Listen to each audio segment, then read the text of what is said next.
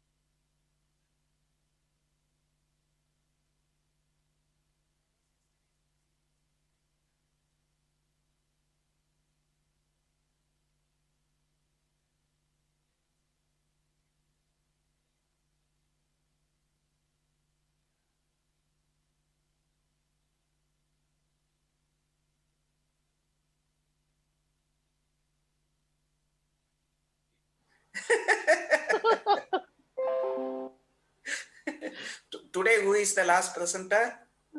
Today, I think it's Dr. Ajay Swami. But I think Mahesh sir and Rajiv sir probably will stick on to the time today. Yeah, I think so. Otherwise, yeah, 10:30 will be too late. Yeah, 9:30, 9:45.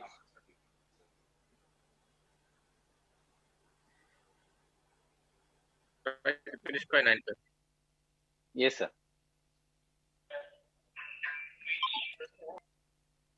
Shafiq, good evening.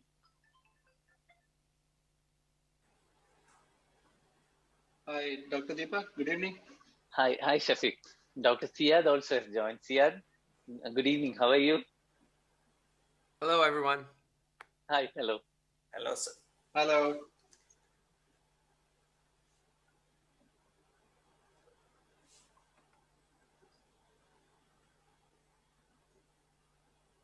So, Deepak, how is it going? All smooth? Yeah, all good. Okay. We'll be starting another 1 minute time. Yeah. Okay. So, Dr. Siad, thank you so much. Dr. Siad, thank you so much for joining us. My pleasure.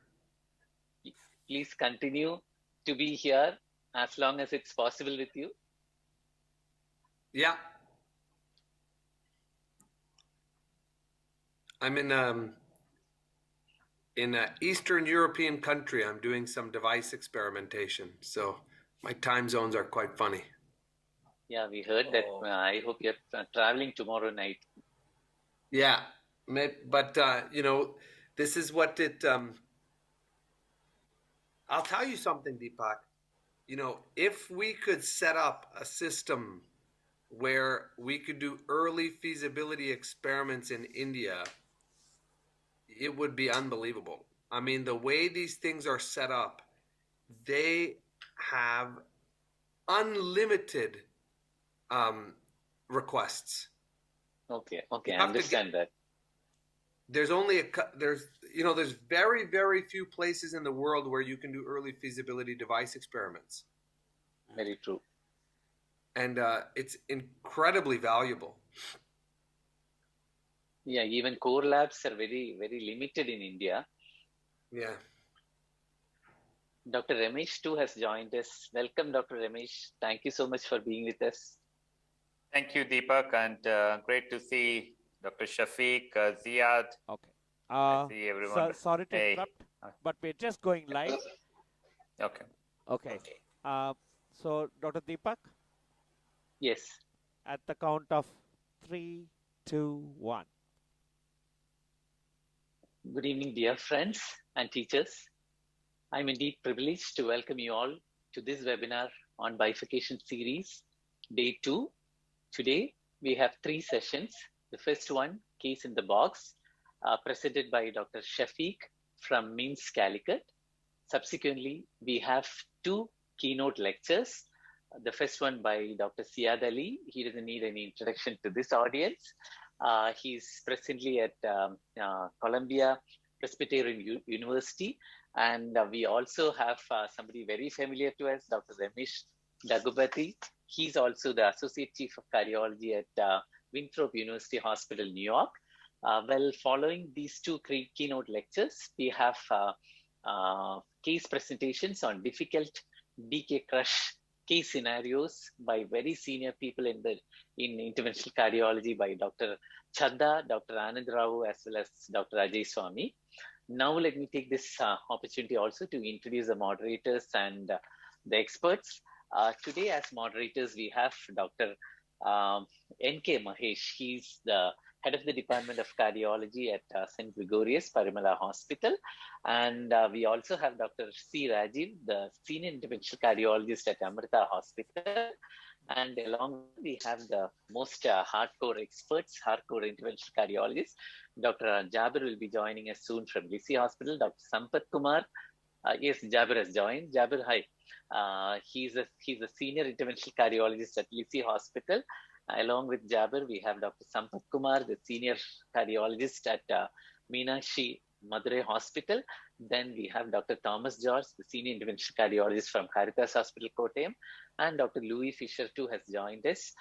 He is the head of the Department of Cardiology at MOSC Hospital, Medical College in Kochi. Well, with this short words of introduction, let me request the moderators, Dr. Mahesh as well as Dr. Rajiv, to take us through the sessions. Good evening, everybody. Shall we start? Please go ahead. Yeah. I think the first was made by Dr. Shafiq Matumel. It's a case in box. So he's a very young but still experienced interventional cardiologist, not only in coronary but also in all the structural heart disease. Without wasting much time, I invite Dr. Shafiq to start his presentation. You are ready? Thank you so much. Yeah. Good evening, everyone. At the outset, I would like to thank Dr. Deepak for arranging this wonderful meeting, and his passion for doing complex coronaries as well as teaching is actually commendable. So I congratulate him for arranging yet another session. And today this session is dedicated to bifurcation and specifically double crush casing technique, which is in fact is the most popular two-stent technique in bifurcation stenting so far. Although we all go by dictum of provisional stenting as the most commonly used strategy to treat bifurcation, many a time we might require to master one of these techniques with two-stent strategy, and DK Crush invariably is the most popular and most elegant method. So we have prepared a case in the case in the box form. So I thought we would play the video, pause in between, and have a discussion at different steps of the procedure so that the step-by-step approach to these kind of lesions can be discussed in detail with the esteemed panelists that we have. So can we go ahead like that if the panelists agree? Yeah. Yeah. So let me share my screen here.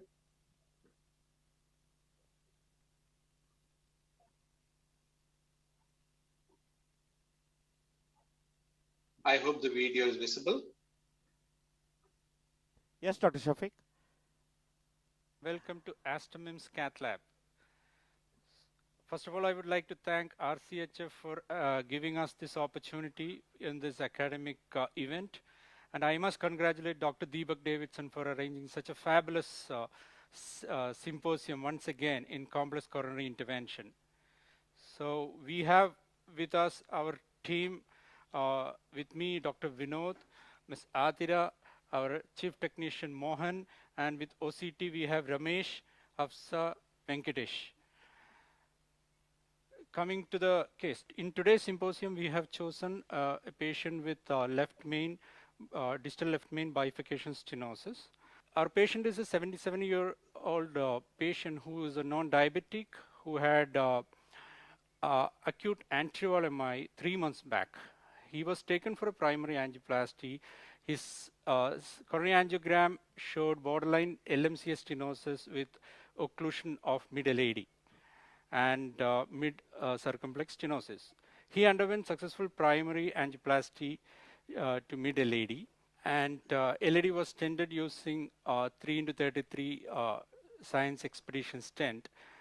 It was decided to follow up the left main lesion and interrogate by an FFR 3 months later. After that, he had a COVID and he recovered, and now he's being taken for a planned FFR to LAD, and if the FFR is significant, to treat left main bifurcation by stenting. So we have taken a right femoral access with a 7 French guiding catheter in the left main now.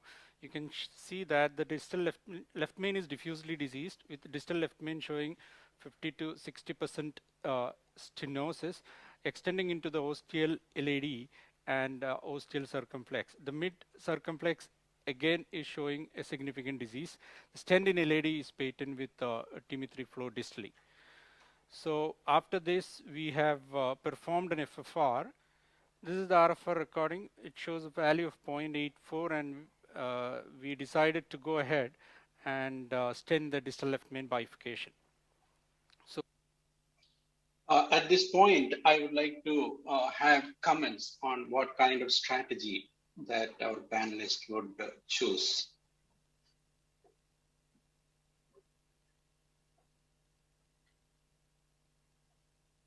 I think Dr. Rajiv is missing. So I would like to ask you two questions. Can you just tell us how we went about doing the RFR?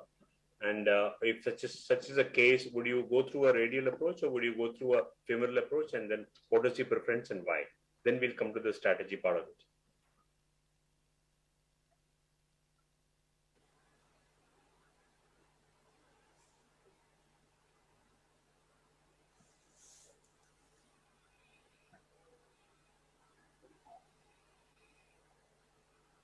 Am I audible? Shafiq, you are not audible. Okay. Shafiq is not audible. Mahesh is well audible. And I think his video is also not working, some connectivity issues. So the plan is to tackle the mid-circumflex lesion and stent focally. Shafiq, Dr. Mahesh asked you some questions. I think you missed them. After the stenting of left circumflex. So we went ahead and did the circumflex stenting. The circumflex lesion was dilated with 2 into 12 millimeter balloon, and it was later stented using 2.25 into 12 millimeter science expedition stent.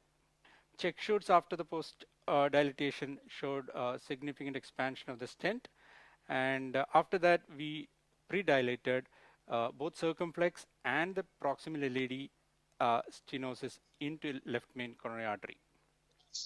An OCT run was performed from LAD to left main and from circumflex to left main. So here is the run. This is showing the mid-LAD stent well deployed, and the struts are well opposed. Dr. Shafiq, can you hear us? Hello? We cannot hear your voice.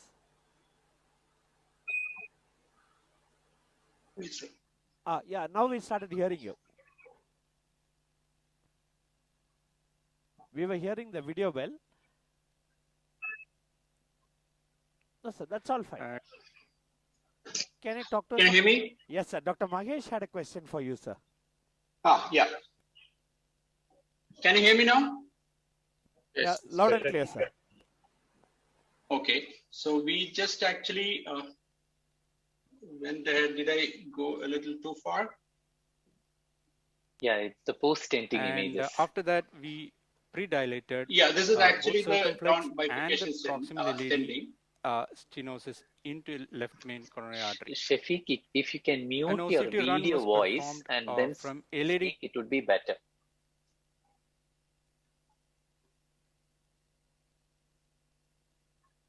Yeah, let's do that. To left main and from circumflex to left main. So here is the run. This is showing the mid-LAD. Now I have just posted. Am I audible now? Yes, loud and clear. Okay. So at this junction, at this point, this is after the stenting of the mid-circumflex stenosis. We prepared the both the lesions, proximal circumflex and the proximal LAD and the distal left main stenosis. So this is the OCT run after the preparation of bed. And the struts are well opposed, and you can see that there is significant fibrous and lipid-rich plaques in the proximal LAD.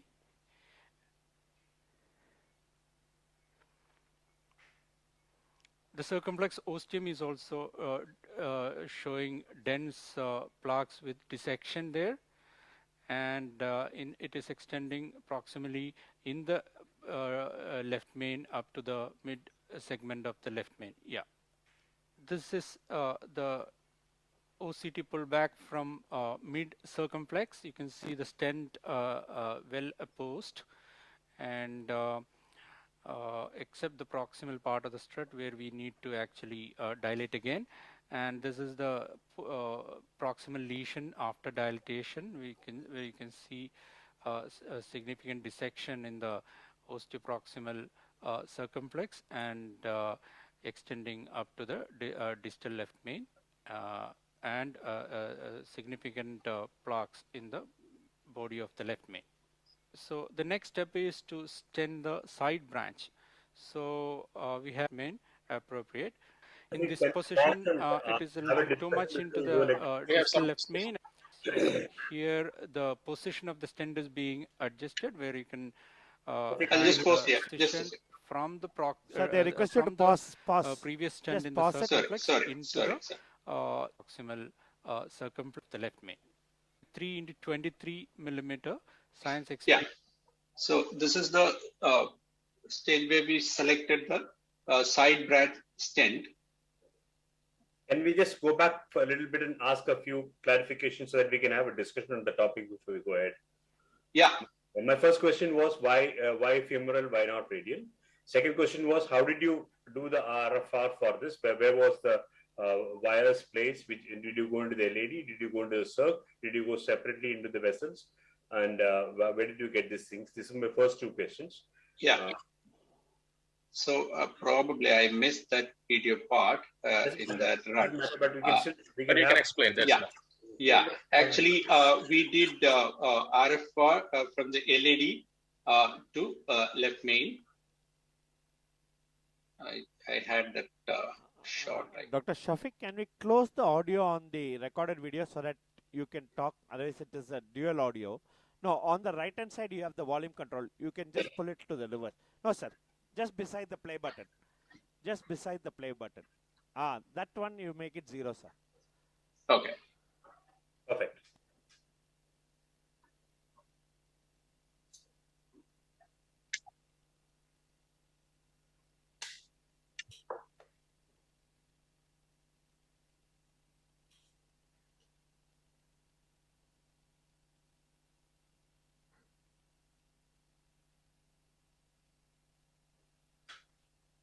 Yeah, this was the time.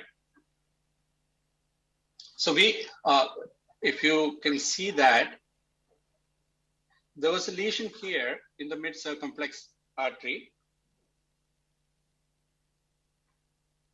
Am I audible? You're audible. Please go ahead. Okay, sorry. So there was a stenosis in the mid circumflex. So we did interrogate the left main from LAD to left main. Usually in left main stenosis, we are comfortable with a 7 French guiding catheter. So that's the reason we took femoral access. Mahesh, I hope I cleared. You've covered most of it. I just want the panel's opinion on the values of the left main RFR and FFR. RFR. Is it what does the panel feel about it? I think Dr. Chadda is there, Dr. Ajay, so many people are there. Can we get them into the conversation? Maybe we can see the pullback curve of the RFR. Remember, there's no evidence at the moment for resting indices in left main decision making. They're really made, because of the high flow, high gradient in the left main, adenosine has a survival benefit and really is the modality of choice. Now, that being said, if you have a positive RFR in the left main, it is positive, especially if it's less than 0.80 because the FFR can't go lower than that. What's really useful is the pullback pattern to give you the gradient between the two lesions and to tell you what the individual contribution could be. So you would suggest that we do it from both ways, from the left circumflex as well as from the LAD? Well, you just need to do a pullback, even from the circumflex. So if you have sort of like 5 millimeters or 5 points in the distal circumflex and 20 points in the proximal at the left main, it gives you an idea of the amount of ischemia caused by each lesion and the relative impact. Now, imagine you're in the situation where almost all the gradient is in the distal circumflex and you only have a few points of the proximal. That would help you to say, okay, I'm going to do a provisional approach. It would sort of entirely change your strategy. at least from my point of view. So would you have recommended doing an interrogation after the stenting of the mid-circumflex lesion? Well, with a resting index, you don't need to do that. So maybe if somewhere here the RFR was done, did they? I saw it for a brief moment. But if you do an RFR, the spot measurement just tells you whether you should treat or not. And the pullback tells you how you should treat, right? Where should you focus your attention to reduction of the ischemic burden? So I don't think, if it's positive in one direction and you have a gradient across the left main, I mean that the left main is positive. But I think the real value of pullback technology is to help you to guide the steps. You know, where do you put? And honestly, like if this was a point, I think I saw 0.84, and if I saw like 0.10 units in the distal circumflex, I would have probably just put a stent in the circ and then stented across, and then I would have RFR to see if I need to do any treatment. Because as we all know, as beautiful as we make, you know, left main bifurcation PCI, the problem is always the ostial circumflex. And that's because, you know, you're stuck between a rock and a hard place. When you stent the ostial circumflex, it activates the genes that activate neointimal hyperplasia. And on top of that, it's the most muscular part of the entire coronary tree, apart from the ostium of the right coronary. So you get a lot of recoil. So I try my best to not treat the ostial circumflex with anything unless I have to. Dr. Ziad, the preparation of the ostial circumflex, you wouldn't use a cutting balloon, or you wouldn't use a angiosculpt or something, or you just leave it as it is? What would you say? So yeah, it's a great question. I think there is very, very little evidence to support the use of a cutting balloon for lesion preparation, because even the thickest blade on the market is 0.6 millimeters, right? And we all know that most neointima is about 0.8 millimeters. So you'll never really reach the muscular layer of the artery which you're trying to prepare. So if I'm going to use a stent, then I'm just going to use an NC balloon. And if it's calcium, then honestly, then really IVL, I think, is the treatment of choice now. Dr. Louis, you want to say something? I was just wondering about the same comments only. If you have RFR, why not? One is always skeptical about the RFR values in left main and osteoproximal LAD. So why not counter check with adenosine, since you have it on the table? It's a matter of a few seconds. Same thoughts. Rajesh sir, are you there?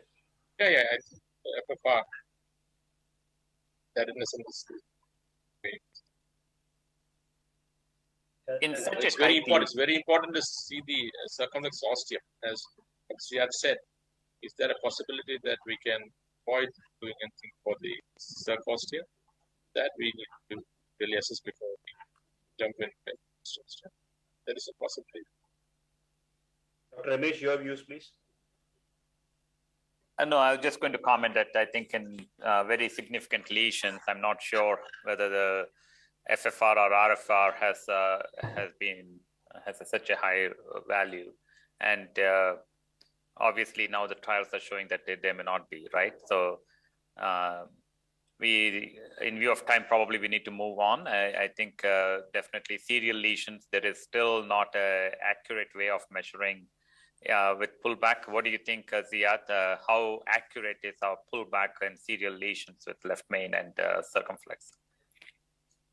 Yeah, so I think, Ramesh, the data is supportive that when you have two intermediate lesions that are between 40 to 90%, that the crosstalk is actually very small. But when you have a 90% lesion in any of these, then the crosstalk becomes very high, because the rest flow has changed. So I will not use a pullback, or I'll be more sensitive about it if there's a 90% lesion. But in this situation, I think that the crosstalk is actually pretty small. There is a very good Euro-intervention paper which shows it's not zero, but it's relatively modest. I think we can move forward. Right. I think we should come to the case.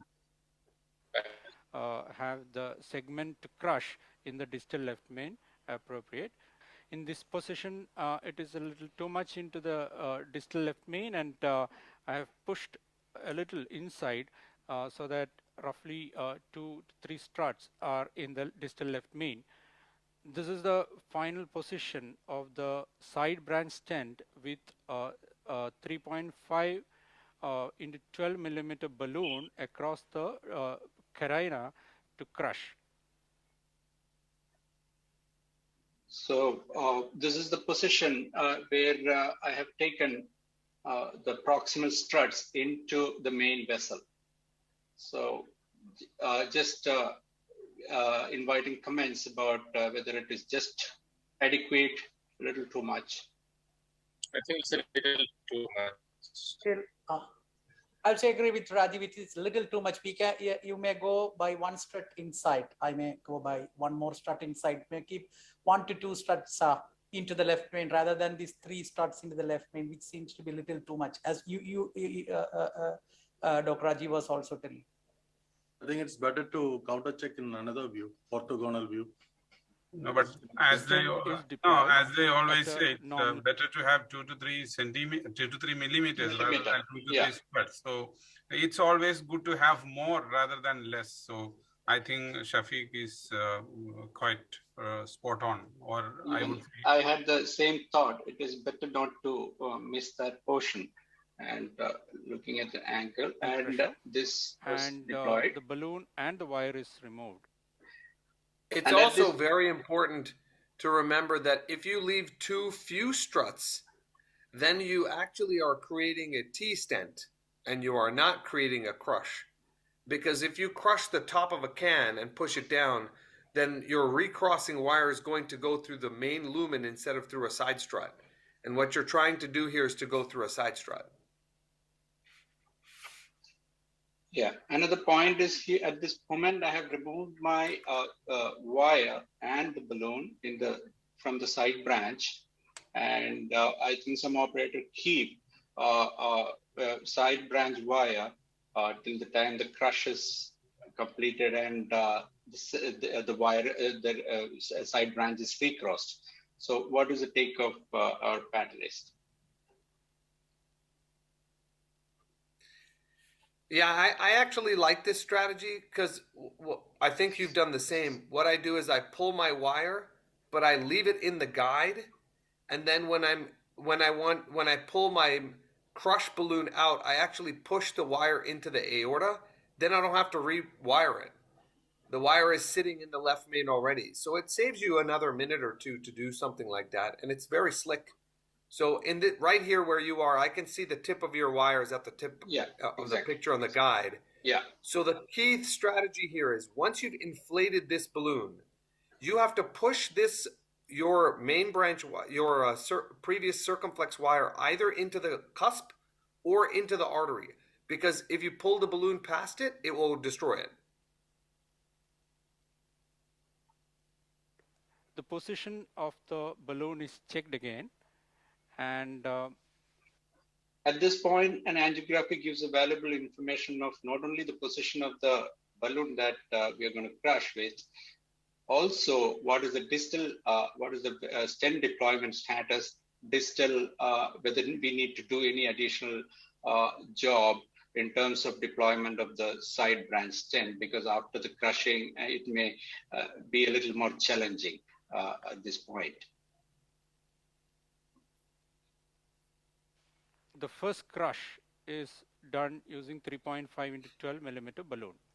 Many a times we use a 2-step crush where we take a balloon according to the ostial LED diameter, and if the crush is not complete, we can take a larger balloon, keeping just at the tip of distal left main, so that the crush is complete and adequate before we cross into the side branch. Here actually. Any more point to add to this step? Because this is an important step where we have to prevent a lot of complication while accessing the side branch again. We should not undersize it in any case. And one more crushing stent should, yeah, one more important step I think these days, which is emphasized, is optimizing the side branch stent, that is doing an NC balloon dilatation at the ostium of the circumflex, so that you get complete expansion, because there comes the problem, because that's the Achilles heel of this issue. So these days, especially Dr. Chen and all are recommending another dilatation of the ostium of the circumflex before crushing. Previously we used to actually pull back the stent balloon and dilate further, but I think these days the recommendation is for an NC balloon further dilatation. I am trying to recross through the side branch ostium through the proximal strut using a run-through wire. It's important to shape the tip of the wire for this step. We can either do a progressive, giving a progressive curve, or a two bends to the wire. I prefer to give a progressive curve where the damage to the distal tip of the wire is less. So after crossing into the side branch, I open the strut using a one. Any more inputs or thoughts about crossing the struts, which is actually a very important step to define the outcome in the side branch?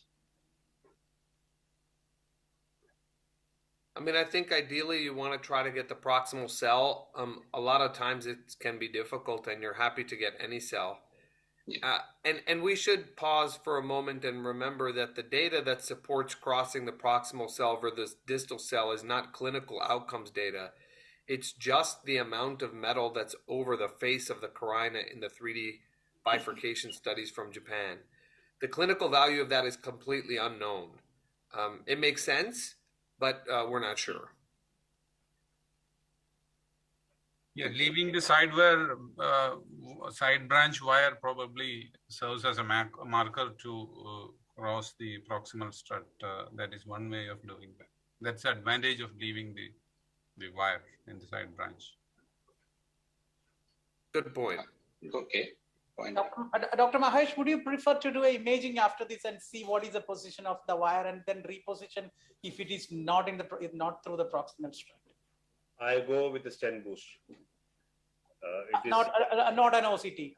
Not an OCT. Only if I'm totally confusing, absolutely no data, then I would, it's not giving me any help at all, then probably an OCT. But invariably, if you do you narrow that area into a very small area and do a good stent boost, you will know approximately which stent you have crossed by. It works fast. Dr. Ziad, will you do a OCT at this stage? No. My strategy here would be, now that you've crushed, is to do the double kiss, and after double kiss, place my stent. And in that case, remember, there's still another step, so there's another layer of metal. And I would only change my rewire position on the final OCT if I saw lots of metal over the carina. So I think it's just too premature at the moment. All this is doing is facilitating re-entry of the wire into one of the holes. Right. 0.25 into 10 millimeter balloon. After the sequential dilatation, two balloons for the first kiss is positioned. I have positioned a 3 into 12 millimeter balloon from left main to circumflex, and a 3.5 into 12 into from left main to LAD. So that will give an effective diameter of roughly 4.2 millimeter in the distal left main. The angiogram after the first kiss shows significant. So here I would like to invite the sequence of dilatation before the first case, whether the first after crossing, whether we completely dilate the circumflex ostium first and then do the first kiss, or straight away first kiss. I think most of us do two-step kiss, side branch first, and then followed by kissing with the minimal overlap. That's what we try to do. Right. All right. Expansion of all the ostia. Shafiq, After the 12 minutes left. first case, we can see Yeah. that the bed for the main branch stenting is well prepared. The both ostia are well dilated and the carinal angle is well maintained. Okay. Now we have selected a 3.5 into 23 mm. Optimization is done using a 4 into 8 millimeter stent, keeping just at the carine. This is after the main vessel stent deployment and the first first pod. Covering the crushed segment. After the pod, the stent in LMCA is looks well expanded, and the next step is to cross to the side branch and do the second kissing. Here you can see that I'm crossing through the mid portion of the strut and with the curve that I given is a progressive curve to the tip of the wire for easy crossing. Then the ostium of the circumflex stent is dilated sequentially using 1.5 and 2 millimeter balloon, and then we have taken 3 into 12 millimeter balloon in the circumflex and 3.5 into 12 in the circumflex to LAD for the final kiss. This is the simultaneous kissing dilatation given. Now let's see the OCT run from LAD to left main after the stenting. So this is showing the proximal stent now. At this point, we had fairly well expanded stent and the overlap position, but there is some strut malapposition in the proximal LAD and in the ostial circumflex and somewhere here at the very proximal left main.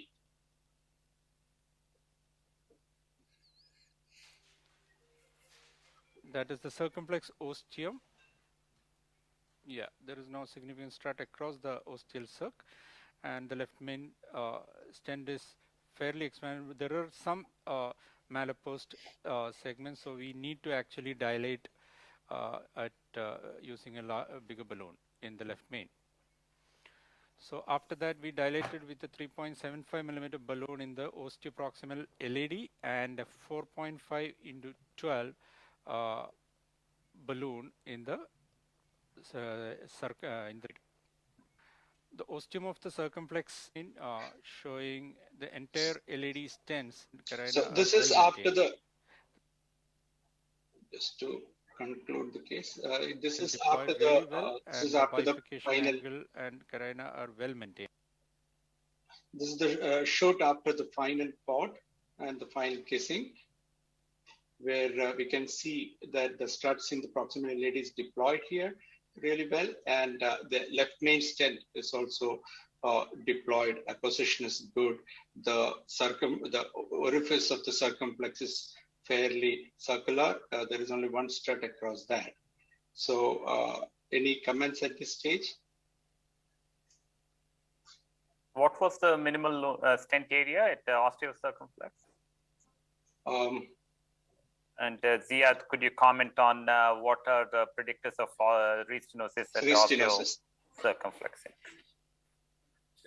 Sure. So, the traditional data has been the Korean data, which I think is more akin to the Indian population. So, sort of the 5, 6, 7, 8 rule: 8 in the trunk, 7 in the carina, 6 in the proximal LAD, and 5 at the ostium of the circumflex. In the Western population in Excel, that was significantly larger.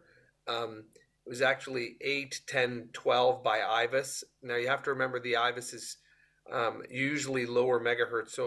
So probably the ostium circumflex by OCT, we'd like to get it to somewhere around 7, LAD somewhere around 8, and the left main greater than 10.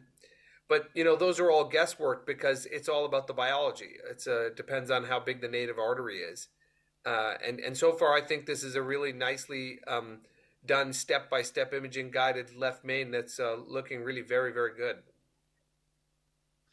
This was the final angiogram of the case, and we have fairly good results. Of course, this is a very straightforward case to in the left main stenting. The lesions were not very complex or heavily calcific, which would affect our intervention strategy. So every step we could do without much of troubleshooting here. So I'd like to just put everybody to pay attention right to the osteal circumflex here, right? Now, do you see that sort of indentation that is at the carina?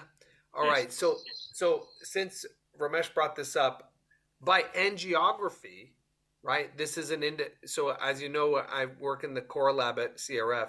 By angiography, this is an independent predictor of failure. And the reason this happens, if you go, do we have an OCT of the circumflex there? If no, we can at least see the. I'm sorry? Sorry. From the lady, not from Circ. Yeah.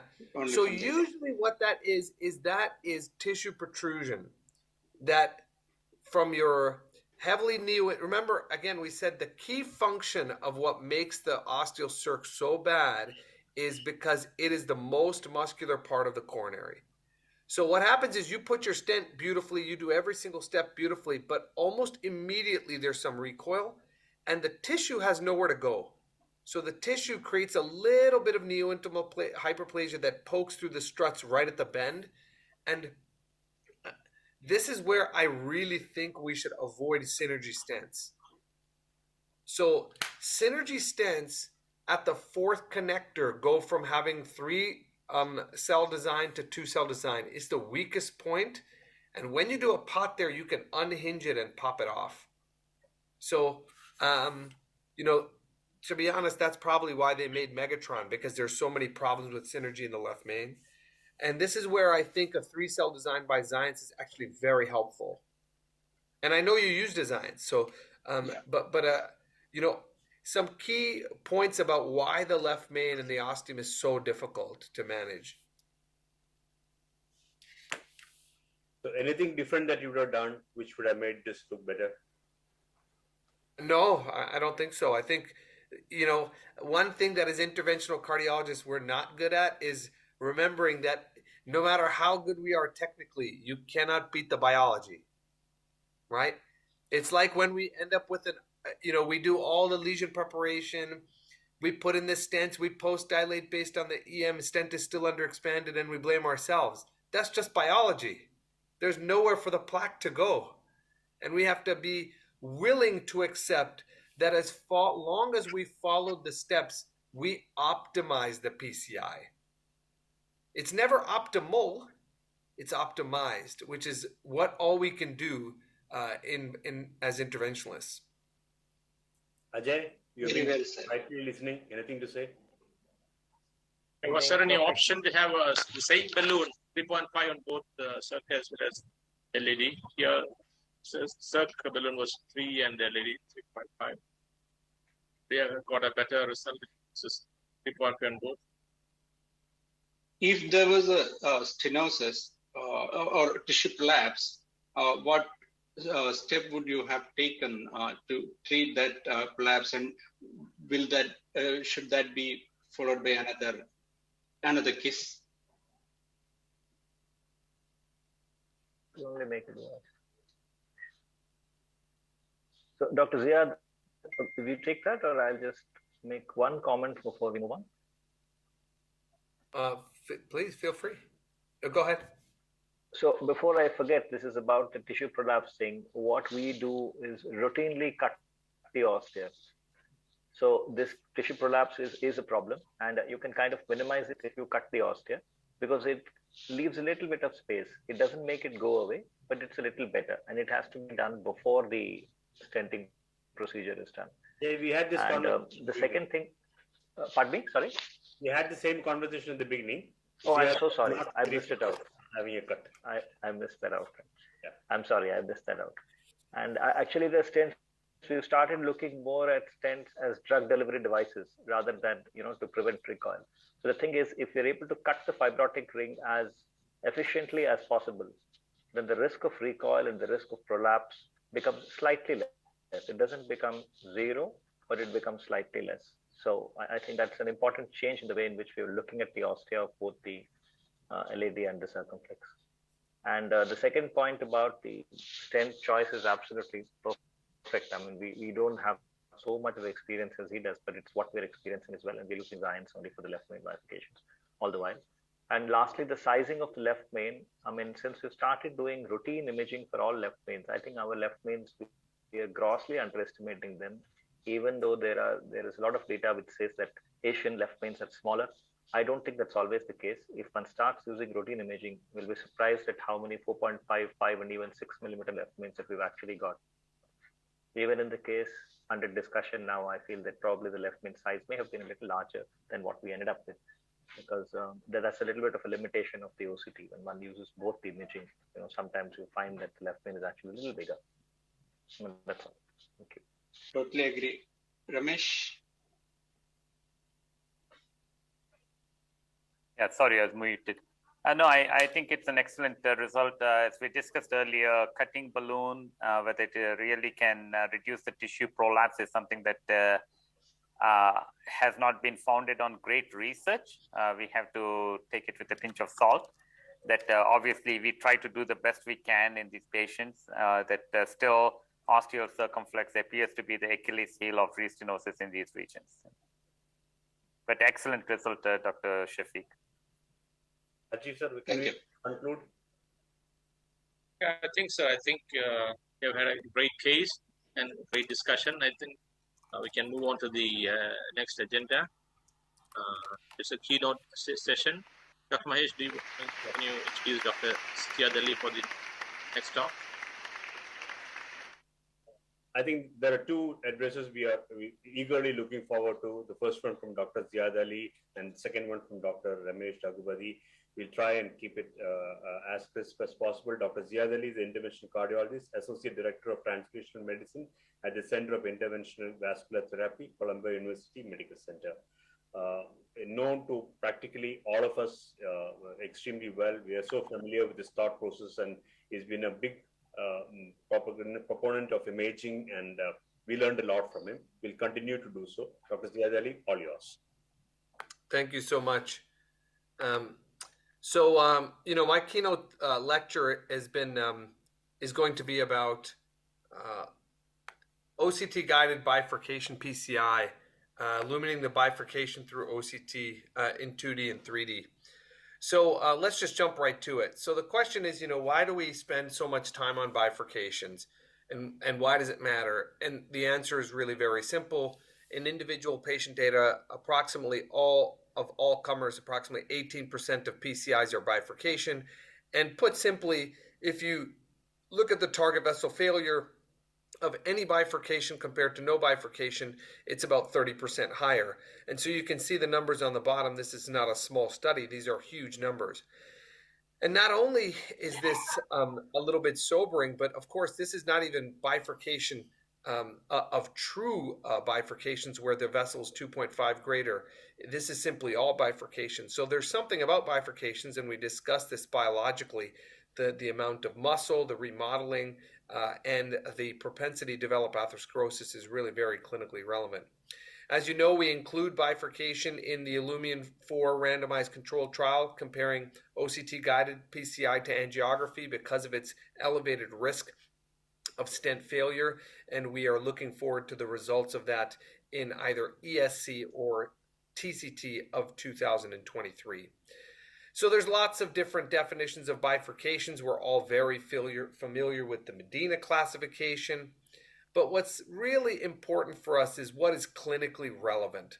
A clinically relevant bifurcation is when there is disease present in either vessel, such that it requires either balloon dilatation or stenting of either one of these vessels. In the absence of that, as we all know by now, provisional techniques are predominantly the choice. But even this is really not helpful for procedural planning. So the main question that comes up over and over again for us is one stent or two. The European Bifurcation Club has told us very clearly that they recommend a provisional side branch stenting approach in most cases, and very few patients actually will need a two-stent strategy. We should reserve those for those with difficult wiring or large side branches and extensive disease that's greater than 5 to 10 millimeters beyond the bifurcation. Of course, the first thing we have to do is do no harm. Silly practice is the bane of all interventional cardiology, and that is not wiring a side branch greater than 2.5 millimeters during a main branch PCI is like putting your child in a car without a seatbelt. It's totally unacceptable. You're creating risk for a simple maneuver of putting a wire and protecting your side branch.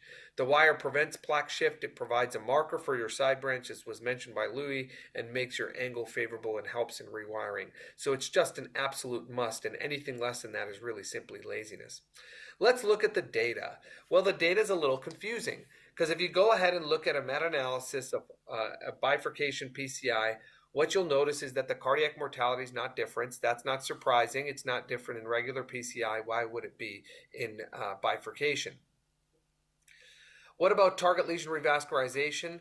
Well, when you have a target lesion revascularization actually favors your complex strategy because placing a stent into a tight stenosis reduces TLR. Very simple, right? It's harder to get a target lesion revascularization if you put a stent there rather than if you balloon it. We knew that from the balloon angioplasty days.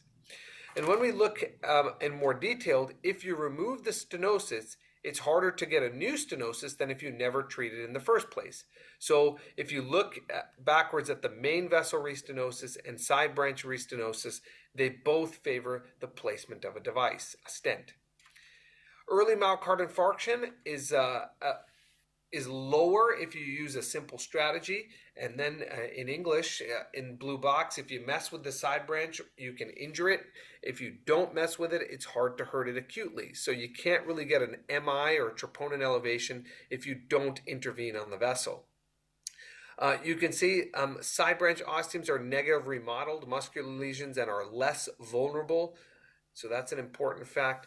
And stent thrombosis, it's hard to get a stent thrombosis without the stent. So when you put two stents in, you should theoretically double your chance of a stent thrombosis. To really gain benefit from bifurcation PCI, the benefits have to outweigh the risks. I think we all agree with that. And when are the risks greater? The risks are greater when it's a true bifurcation with a significant stenosis on the main and the side branches, when the diameter of the vessel is large and the territory of distribution is large, and when the side branch disease extends beyond the ostium for a significant portion and would be difficult for us to recross after main branch stenting. That's when we should be using elective. This is the most important slide in the deck, and what it does is remind us of the amount of myocardium that's covered by each of these vessels in a bifurcation. So what you'll notice is that the small side branch vessels, for example, the diagonals, the obtuse marginals, the ramus, the PDA, cover very small amounts of myocardium. So you really need a large enough vessel to gain the benefit from PCI of that vessel in terms of a long-term reduction of ischemia before you think about stenting it. And if you look at this very elegant work, you'll notice that the proportion of myocardium that's covered by greater than 10% clearly suggests that the left main LED circumflex has that risk. So intervening on the left main bifurcation and making sure that we eliminate ischemia has a long-term clinical benefit. But look here in the middle. When you treat the proximal LED and the first diagonal, approximately 30% of first diagonals have greater than 10% of functional myocardial mass. But we need to think very, very carefully when we're doing an LED D2 bifurcation because the second diagonal branch covers almost no myocardium and really is a vestigial vessel if we have a first diagonal.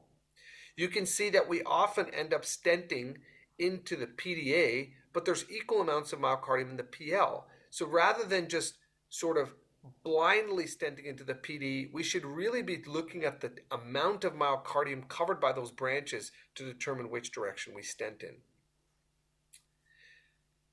So what are the primary and safety endpoints in DKC versus provisional? What you'll notice is provisional stenting has a higher target vessel failure rate at 1 year, greater cardiac death, greater stent thrombosis than DK Crush. This is an important body of work that I mentioned to you earlier by Kim, which shows what are the predictors of greater than 10% functional myocardial mass. The side branch length has to be significant, greater than 73 millimeters. The left main, and things that we thought would necessarily pan out, such as a reference vessel diameter of 2.6, left ventricular mass of 104, and FFR of less than 0.8 actually didn't pan out. So the main things to think about are the length of the myocardium, the amount of myocardium that it covers, as well as the reference vessel diameter. This is my practical approach. The LAD D1, circumflex OM, RCA, PLA, left main, if they're true bifurcations with greater than 70% stenosis, I'll have a strong inclination to perform two-vessel stenting. Now, earlier I showed you some very negative data about bifurcation stenting, but let's look what happens when you start to stent the side branch and it's greater than 2.5 millimeters. So taking into account that CT data, now if you're covering enough myocardium, look what happens. Your target vessel revascularization starts to decrease and favors a complex strategy. Your main vessel restenosis starts to favor a complex strategy. When we look at true bifurcations, main vessel versus side branch disease, again, favors a complex strategy. And again, in the main vessel, favors a complex strategy. So what I've shown you briefly is really that the amount of myocardium, the length of the vessel, and the territory covered are the main determinants of whether we should be considering two-stent strategies. Why I like Xience, I brought this up earlier. There are certain technology advantages of Xience which I think are particularly prone to benefit in bifurcation PCI. One is that you'll notice that compared to the other stent manufacturers, it actually has the largest hole, which means when you have a balloon profile of 0.021, it allows you to get your balloon in and has the biggest cell. So that actually helps you to deliver your equipment. Of course, what's very important is the three-link design of Xience actually provides a scaffold, and you'll notice in the Synergy and Onyx stents that there's mangling of the stents. In particular, the Synergy, you'll notice off the opposite wall is pulled into the crine and actually interferes with main branch rewiring. Of course, another reason that we all love Xience is because the marker is right on the stent. And what that allows us to do is even have the discussions that we were having earlier about whether we're 3 cells out or 2 cells out. In conjunction with Stent Boost, this really allows us to perform precision PCI. The other reasons I like Xience is that there's plentiful data. You'll notice that there's a lot of data with a large number of patients included, which shows most importantly that the incidence of definite or probable stent thrombosis is exquisitely small. So what about intravascular imaging?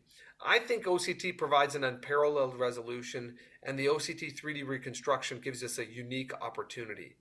Bifurcation made easy can be done with MLD Max just like we do it for a regular vessel. We just have to do it in 2 different positions. It's a patient with a normal right coronary, and here's the patient with a bifurcation of a LAD diagonal that's greater than 7 millimeters in length, covers a large amount of myocardium. That is indeed, as you can see, the first diagonal, and there's a calcified nodule at the LAD diagonal. So in fact, this is indeed a Medina 111 and clinically indicated bifurcation PCI. So I like to do predilation of both the branches to facilitate the OCT. I always, because I've upfront decided I'm going to be performing a 2-stent strategy, I think predilation to facilitate your OCT gives you a better picture, and as a result gives you a better information to deal with. We do our OCT side branch first using the Illumine algorithm. I use co-registration commonly in these situations because what it does is it allows you to be indeed very, very precise on your stent placement. So here what you're going to see is my strategy is actually to take my marker and scroll it directly into the bifurcation and then scroll out of the bifurcation until I find a normal segment and then go ahead and make my measurement. Here we're going to measure in the side branch that the vessel EEL to EL is much larger than we would have anticipated. Most people without imaging guidance would have put a 2.5 stent here. And now what we're going to do is take our proximal marker, scroll right into the lesion, and then scroll out until we mark the bifurcation, and then make sure that we have at least 3 millimeters. Now what you'll notice is I've accepted 12 millimeters here because A, we have that stent size, and B, it's going to give me enough coverage in the side branch.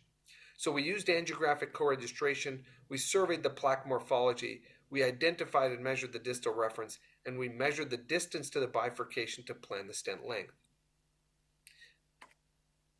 So at the minimal lumen area, there is, in the LAD, there's a protruding calcific nodule. I think that we skipped through this.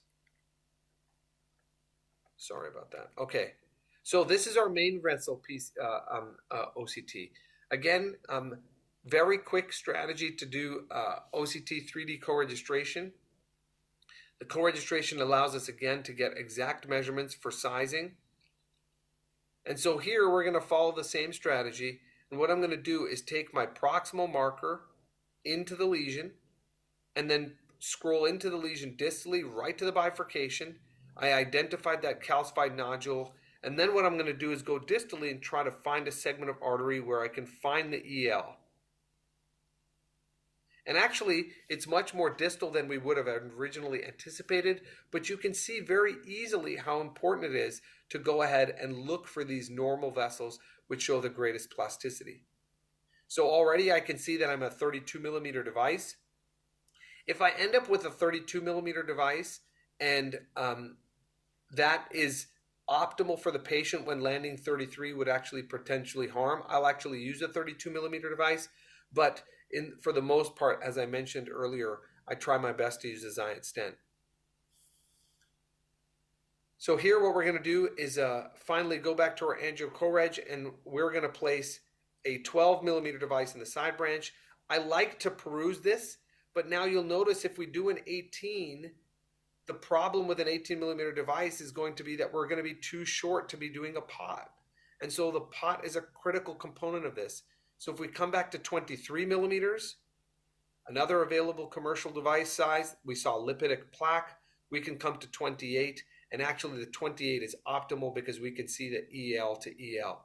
So you can see the OCT is used to help me make a decision making in every single way, to make sure that I have enough length for pot, to make sure I have my distal reference, to allow angio co-registration, survey plaque morphology, and get our distal and proximal references. So at the minimal lumen area, there's a calcific protruding nodule. Distally, I'm a 305, so I'm going to round down to a 30. Proximally, I'm at 4.33. I'm going to round down to a 40. So I've got all my strategy. I need to do an atherectomy for lesion preparation. I'm going to use a 325 by 15 NC balloon for my post-atherectomy dilation in the side branch. I'll be doing a DK crush. My stent in the D1 is going to be a 30 by 12. I'm going to do two 325 15 NC balloons for my first kiss, put a 30 by 28 into the LAD, and then do a distal stent optimization with a 30, a 40 pot, a final 325 kiss, and then a final 40 pot. And so here's my rotablating into the side branch. I'll do this because the wire bias actually helped me in this situation to shave off some of the nodule. I then performed atherectomy in the main branch. And what you'll notice is that pre-rotational atherectomy and after rotational atherectomy, nothing has happened. And what you'll notice is that the wire bias is pushing me away from the calcified nodule. So in fact, although I patted myself on the back for performing atherectomy, it was really of no clinical utility. That was inadequate vessel preparation. So in this situation, what I did is I actually went back with orbital atherectomy. And the orbital atherectomy has the advantage of being able to orbit in the segment of the calcified nodule. And what you'll notice is that compared to the rotational atherectomy, the orbital atherectomy has cut this nodule and shaved it off, allowing easier device delivery and providing adequate lesion preparation. This is my pre-dilation with two 325 balloons. You can see that my stent is deployed exactly using angiographic co-registration. This is a 30 by 12.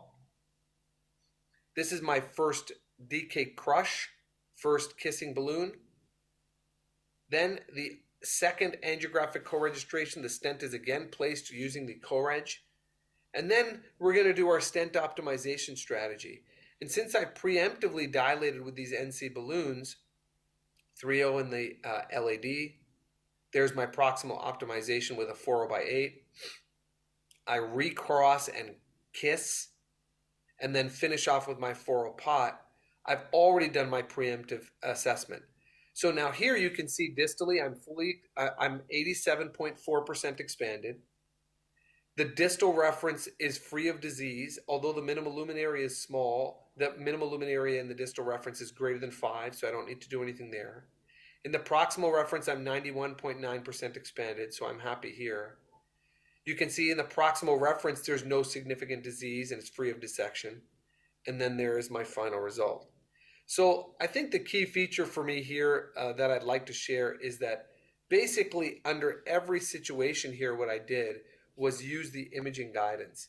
And using the imaging guidance is critical in terms of being able to plan each and every step of your strategy. So I'm going to stop there and just again, thank you all for your time. Can we have the clap sound, please? Fabulous. Fabulous as usual. Ziad, your talk can be summarized as MLD max. Fabulous. And you think physiology is dead is my only question. FFR and RFR, you're dead? Or you... No, not at all. So let's remember what physiology was designed to do.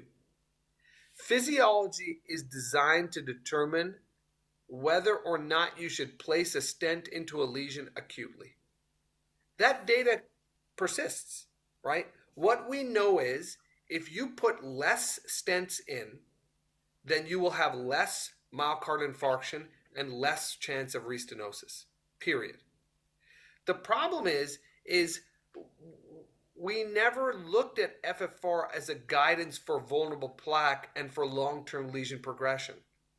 And that's what the FFR strategy are now turning into. As we start to look for answers by FFR-guided procedures 4 or 5 years later, the lesions are progressing because you left a 40 or 50% lesion.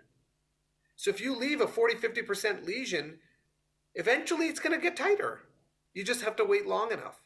So FFR still has tremendous value in helping determine whether or not you should be treating a lesion acutely.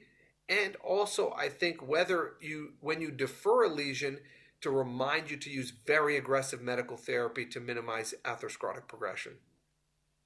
Got time for one more question. After that, Dr. Rajiv, we can take over. Anybody who's got a question? Dr. Jabir or Dr. Sampath? Anybody's got a question? Dr. Louis? All fine. Thank you. Thank you, Ziad, for that wonderful presentation. Thank you so much. Dr. Rajiv, can we go on to the next one then? Thank you very much, Dr. Ziad. Fabulous as usual.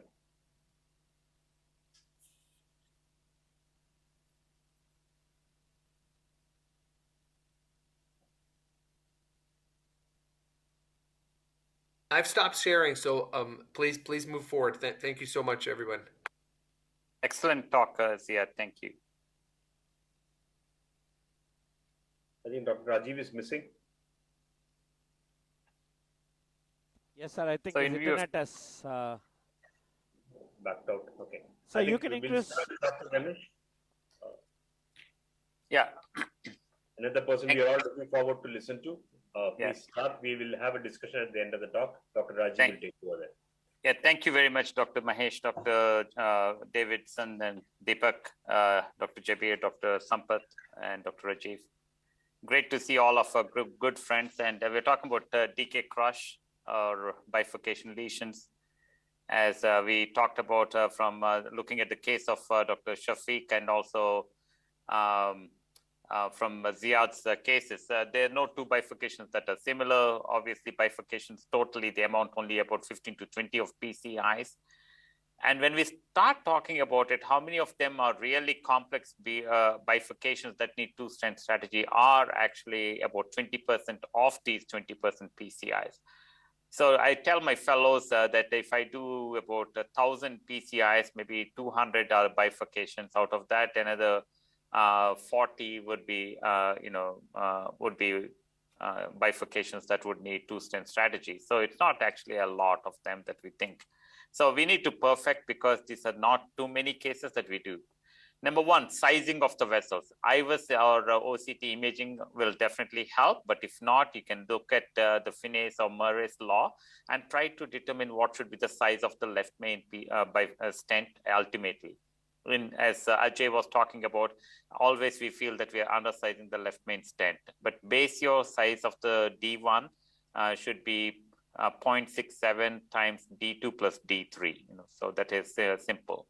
So the anatomy of bifurcation, this is why there's sometimes whether plaque shift or tissue prolapse, or sometimes the angle between the side branch and the main branch will determine the loss of the side branch in these patients. And so it is very complex, and even though in fewer patients, we always feel that bifurcation is not such a simple PCI that we perform.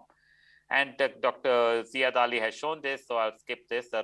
Now start thinking that not the large side branch, but long side branch is more significant. So anything more than 73 millimeters. So I would say that maybe yesterday you discussed about provisional stent technique, and when possible, 1 stent is always better than 2 stents. There's no doubt about it. Even in EBC main, we know that as well, right? So the 5-year follow-up in these two types of main vessel stenting alone in the dark line, as well as in the dotted red line, main vessel and side branch stenting. The main vessel stenting at provisional stenting itself is much better. Okay. So then we know a lot of DK Crush trials came out, and the DK Crush 8, which is going to address the use of imaging in in a 2-stent strategy, is going to be looked at in this DK Crush 8 study. The most important thing about DK Crush is that what we know is that long lesions in the side branch are the ones that will need 2-stent strategies. The difference between DK Crush and any other 2-stent strategy has been that most of us have chosen, even for simple bifurcations, which are short lesions in the side branch, 2-stent strategies, and of course the outcomes are not that great. So final kissing balloon again has not been used in the past, and so the data is a lot of fudgy, in the sense of we cannot combine 10-year-old data to the current literature, because now we are all using final kissing balloon. Especially if you use 2-stent strategy, it is mandatory to use a final kissing balloon inflation in both of them. But that said, if you look at the Crush versus DK Crush, obviously DK was much better in stent thrombosis of 1.1%. But look at the provisional T-stent strategy, it has the lowest 1.6 stent thrombosis with, compared to DK and 2.2%. So we are still learning, even in the DK, I don't think we have perfected the results yet, And the distribution of side branch is what we talked about. Still, this is the Achilles heel, that the ostial circumflex side branch is much prominent in all 2-stent strategies. And obviously, they're much lower in DK Crush here, about 5.11, compared to Coulot is 9.1%. So obviously, DK is better than Coulot, but it is still not such simple as ostial LAD has 1.1, whereas ostial circumflex has 5.5% of instant restenosis in that. So we always know that the DK in the non-left main bifurcations is better than provisional stent strategy based on this 1-year outcome of DK clinical trial as well. But actually, you look at the Coulot in versus the DK in unprotected left main, DK Crush did better in terms of major adverse cardiac events. So this is the same slide shown in a different way in view of time. I don't think we need to really dig into it, but please, you can look at it afterwards if you are interested. That Coulot did not do as well as DK Crush trial in DK Crush 3 trial. How about DK Crush 5? The provisional stent strategy versus DK in about 500 patients in left main PCI has shown that a well-planned DK Crush study has a target lesion failure of 5% versus 10.7% in provisional stent strategy. But mind you that these people who were enrolled in this trial were all very competent, have done a lot of left main bifurcations, and definitely have been authors for many of these clinical trials as well. So let's look at what are the tips and tricks in DK Crush. This is just an illustration. I'll show you a case in a little bit as well. So first of all, prepare the lesions. I think FFR is optional based on DK Crush 6 study, but imaging is probably mandatory. I would not say it until I get the DK Crush 8 results, but at least use the imaging in left main as much as possible, and to size the vessels properly. Prepare both the vessels, there is no clear evidence whether we all need to do cutting balloons in all these patients, but at least high pressure balloons should be used to prepare the vessels. If atherectomy is needed, IVL, whatever you want to use. So then stent the side branch, keep the balloon in the main branch, and stent the side branch. And then this is where I think Louis was talking about.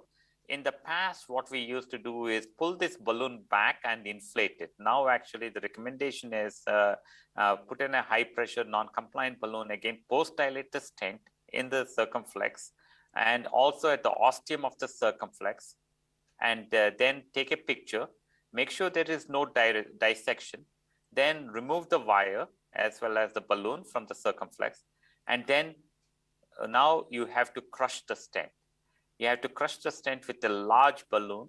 First, initially, probably based on the distal LAD, and then you have to then probably use a larger, like a pot balloon, to crush the stent in the circumflex ostium. So those are actually have been increasing use to make sure that we can crush it properly. A complete crush is not as easy as we think. So once we do that, you can actually proximal crossing the cell crossing. Sorry, my lights are gone. Proximal crossing of the cell is important. And then a first kiss balloon should be performed. And then actually you can, with the simple small overlap of the balloons in the main vessel. So you don't pull back too much and do that as well. So that's another trick. Then you stent the main vessel, obviously, without the wire in the side branch, because the side branch wire can get stuck at that time. You have to be safe. So then you rewire, and whether now, as Ziad mentioned, it is could be whatever cell you get to take, but as Shafiq has shown very eloquently, the middle cell he crossed into the side branch, and then do a sequential two-step kiss, side branch first, and again final kissing balloon, but end with actually again a pot. So that this is what we have to do. So the technical factors that actually play important role in reducing restenosis and TLR whenever two stents are implanted in bifurcation: high pressure side branch inflations, two-step kiss technique, the pre-FKI side branch dilatation, use of low or non-compliant balloons, and less protrusion of side branch stent into the main branch, mini crush or nano crush, however you call it, and IVUS guided stenting. So in simple approach to my approach to bifurcation is like based on definition study. If it is left main, the osteocircumflex more than 70%, and if it's a long lesion and unfavorable angle, go for DK Crush. If not, just keep it very simple. And if it is a diagonal, the severity of the stenosis has to be more than 90%. So based on the definition study, if it is a simple, go for provisional. You have no difference between simple and provisional versus complex stenting. But for complex bifurcation, obviously a complex stenting of two-stent technique has been better, 95% freedom from MACE compared to 91.6% with provisional stent strategy. And cardiac death, actually, again, freedom from cardiac death is 97.2% in two-stent strategy versus 94% with single stent strategy. So simple, keep it provisional; complex, keep it a DK Crush. So, And so their data actually is not very simple as we thought, but obviously all the data is coming from one region, and which is China. The other region is America. Actually, most of us are used to using DK Crush, and the majority of the other countries still use Culotte, or in Europe actually they use Culotte. So the guidelines say that the provisional versus elective side branch stenting, provisional is the way to go, but you can use elective double stenting in patients with complex bifurcation is a class 2A recommendation now. So lessons from a crush trial, DK Crush trials are provisional stenting is preferred when possible. Higher MACE rates, side branch occlusion and stent thrombosis are still a problem, even with the 2-stent strategy such as DK Crush. Double wire when in doubt. Complex lesions need DK Crush stent strategy. FFR is optional based on DK Crush 6 trial. IVA study is ongoing, which is based on DK8. Atherectomy, as I just show you in simple, it has to be done no matter what. So DK Crush 8 will be addressing the imaging. So this is another algorithm from Tanvir Rab and Shaoliang Chen, saying that that's what I mentioned about. And complex lesions, maybe 2-stent strategies and OCT image or imaging is strongly recommended after left main stenting, especially. In simple lesions, actually provisional stent strategy as much as possible. And if there is side branch occlusion, maybe an inverted Culotte or a reverse Culotte can be performed, or TAP. So in before I go to the take-home message, I think I'll show you one case of DK Crush. 56-year-old man with the diabetes type 2 and unstable angina refused bypass surgery. Here is a little bit long lesion in the circumflex, all the way from here. Okay, so as you can see, very significant. So he ballooned and he stented the circumflex. Actually, the circumflex stent is all the way here, and now he stented the circumflex as well. And so now this is a complete crush that you need to have. Even though the wire is there, ideally the wire should not be there. And complete crush with a non-compliant balloon and maybe even a short pot type of balloon. Then proximal rewire crossing, cell crossing, as you can see here. And Shafiq also has shown a great case. Then a first kissing balloon inflation here, as you can see. And then stent the main vessel, which is well performed here. And a sequential post-dilatation of the side branch and main vessel at high pressure. I usually go up to 18, sometimes you can go up to 20. And after the final kissing balloon, please do not forget to do proximal optimization technique. So people have done bench studies saying that even before final kissing balloon, do a pot final kissing balloon and then repot. So that definitely has shown that the geometry of the bifurcation stents are much better. So the role of pot is to rebuild the anatomy of the bifurcation main vessel in 3 diameters and avoid exchanging wire outside the stent after main vessel crossover stent implantation. And it opens the cells towards the side branch and reopens the side branch after side branch closure that has been observed, but not consistently, and correct the stent distortion after ballooning the side branch. And that's why repot is very helpful whenever you do a kissing balloon inflation. And, obviously the proximal main oval distortion after kissing balloon inflation also can be corrected with the pot. In this patient, the final result is what we have achieved very well with the following all these tips and tricks in DK Crush. So when you do this IVS afterwards, make sure that I think this is what we have to achieve. Sometimes, however hard we work, we may not be able to get the best results because we did not prepare the vessel properly.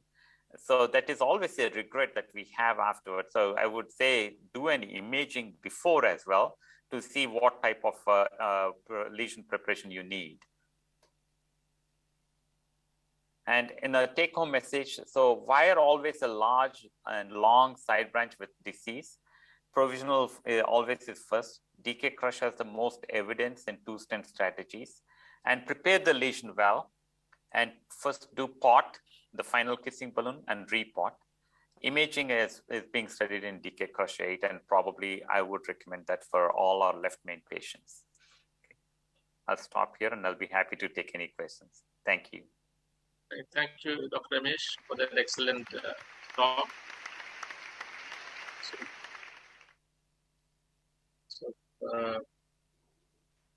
Ask any questions, clarifications, Dr. Ramesh. Dr. Shadda? Good evening, everyone. Sorry, I was a little occupied with some other work. I think I heard Ramesh. Ramesh, how are you? Good to see you. Very good, Dr. Chadha. It's always a pleasure. I think a nice talk and very nicely summarized with good clinical data support. So I feel that this is one strategy in our part of the country which kind of has become a status symbol with the young cardiologists. And when they meet and greet each other and they talk about bifurcations, first thing they ask is, have you done a DK crush? No, I did one DK crush. So this is the kind of fixation that people have, but I very strongly feel that one should be exposed to all kind of bifurcation strategies. Of course, provisional is the number one thing. And it's been emphasized, ad nauseum at this platform. And I think everybody should give importance to provisional strategy, but one should know when and what to do, which is very, very important. So having said that, I think it's nice to know DK crush, but that's not the be all and end all of the bifurcation stent, bifurcation lesion treatment.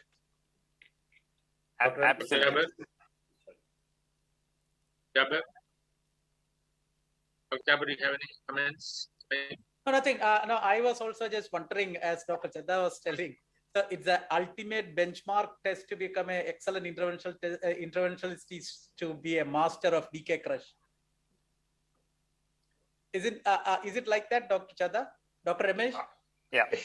But it's an excellent technique. Anybody who is doing the bifurcation, especially the left main bifurcation, should know it, and they should do it more and more. It's all the DK crush studies have shown that a better result because their particular criteria they have put for the operators, their adequate experience for doing DK crush. That's why I think their result, the Chinese results were much better.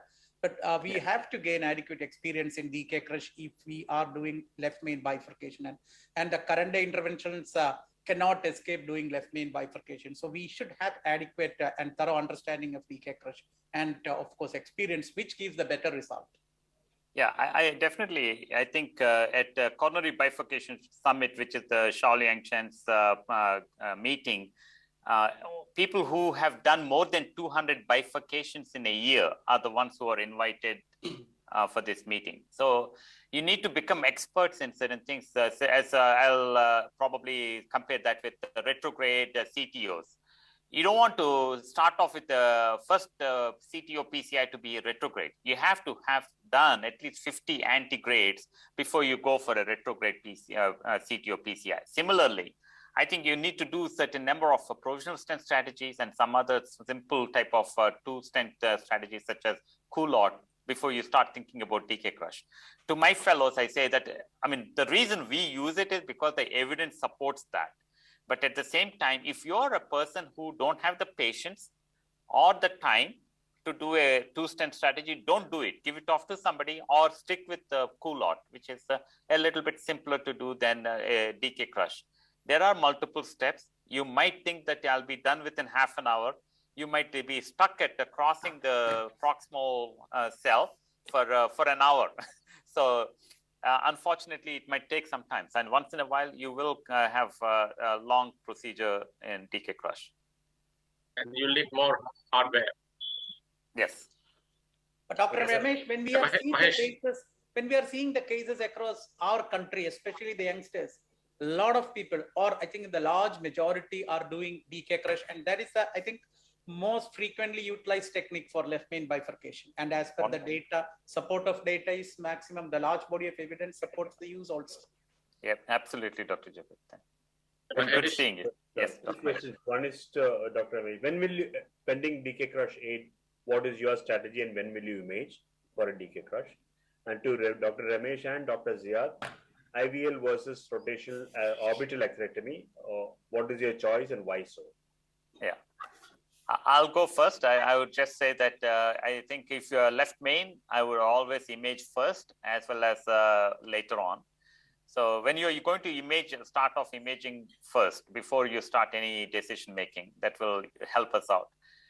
In left mains, I prefer orbital atherectomy rather than changing too many rotablations or anything. And if you ask me between IVL and orbital atherectomy, the deep calcium, I go for IVL, mostly concentric calcium within the lumen, and then I choose orbital atherectomy. So I have to say, for my lesion preparation strategy, it's completely changed over the last year. Despite writing a lot about algorithms, now if I can cross the lesion, I shockwave it. It's just extremely safe. It's extremely easy. It's extremely fast, and it works. So that is my new algorithm. If you can cross it, you shock it. That includes nodules. That includes the left main. I think obviously I have a conflict in it, but outside of that, you've seen it for yourself. It works and it's easy.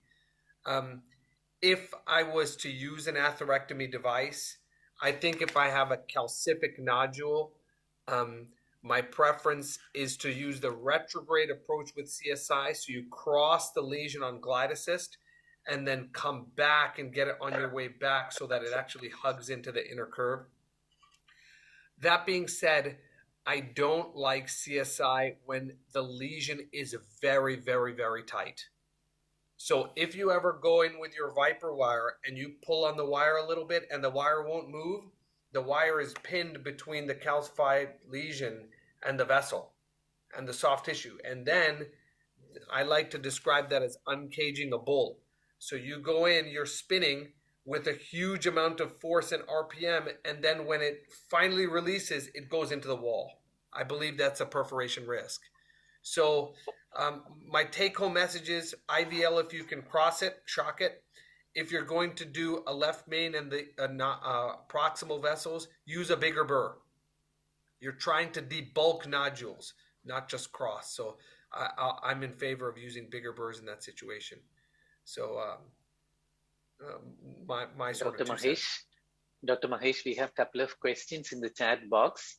Number one, while doing DK Crush technique, following the main vessel stent implantation, what is the preference of strut? Is it going to be a proximal cross or a mid cross or a distal cross? And the second question is, could somebody explain about the DK mini culotte? Because there is some data regarding that. That's by Dr. Raghu. Yeah, sure. Very good, Dr. Raghu. Good hearing from you. So number one, I think with the recent cell sizes that we have, especially as Ziad has shown, Science and even Onyx, hopefully there is only one strut metal that is over the ostium. So you can either go in front of it or after it. If you go into the smaller one, you might be struggling to get a balloon. If you're struggling to cross with a small balloon or a new balloon, I would definitely pull the wire back and recross again. Ideally, it is the middle or the distal cell for the second stent, inflation, final kissing balloon inflation. But if you ask all of us in the meeting, we'll say, yes, the middle or distal cell. But during a live case or in your lab, take whatever you get as long as you can pass the balloon. If you can't pass the balloon, please pull back the wire. That means you're the smallest part of the strut that is there, and that you won't be happy. You'll be spending a lot of time. Then you better do a stent boost and recross, or use OCT imaging and recross. And your second question was about something about DK mini culotte. Yeah, so there's another Dr. Chen in China, and he's lives the DK mini culotte, and that has still not been investigated. It is being done head-to-head comparison of DK mini culotte versus DK Crush.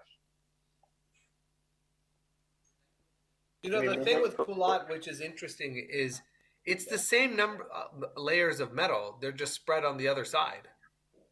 So you're making the same size hole in each one of the cells. So I'm surprised you need a randomized controlled trial for that, because it really is, you'd need 1 million patients to show a difference, I would think. Yeah. Just one point about the proximal and the distal cell. The reason why the non-distal cross for the DK crush is recommended is because you'll still have some metal on the carinal side of the side branch.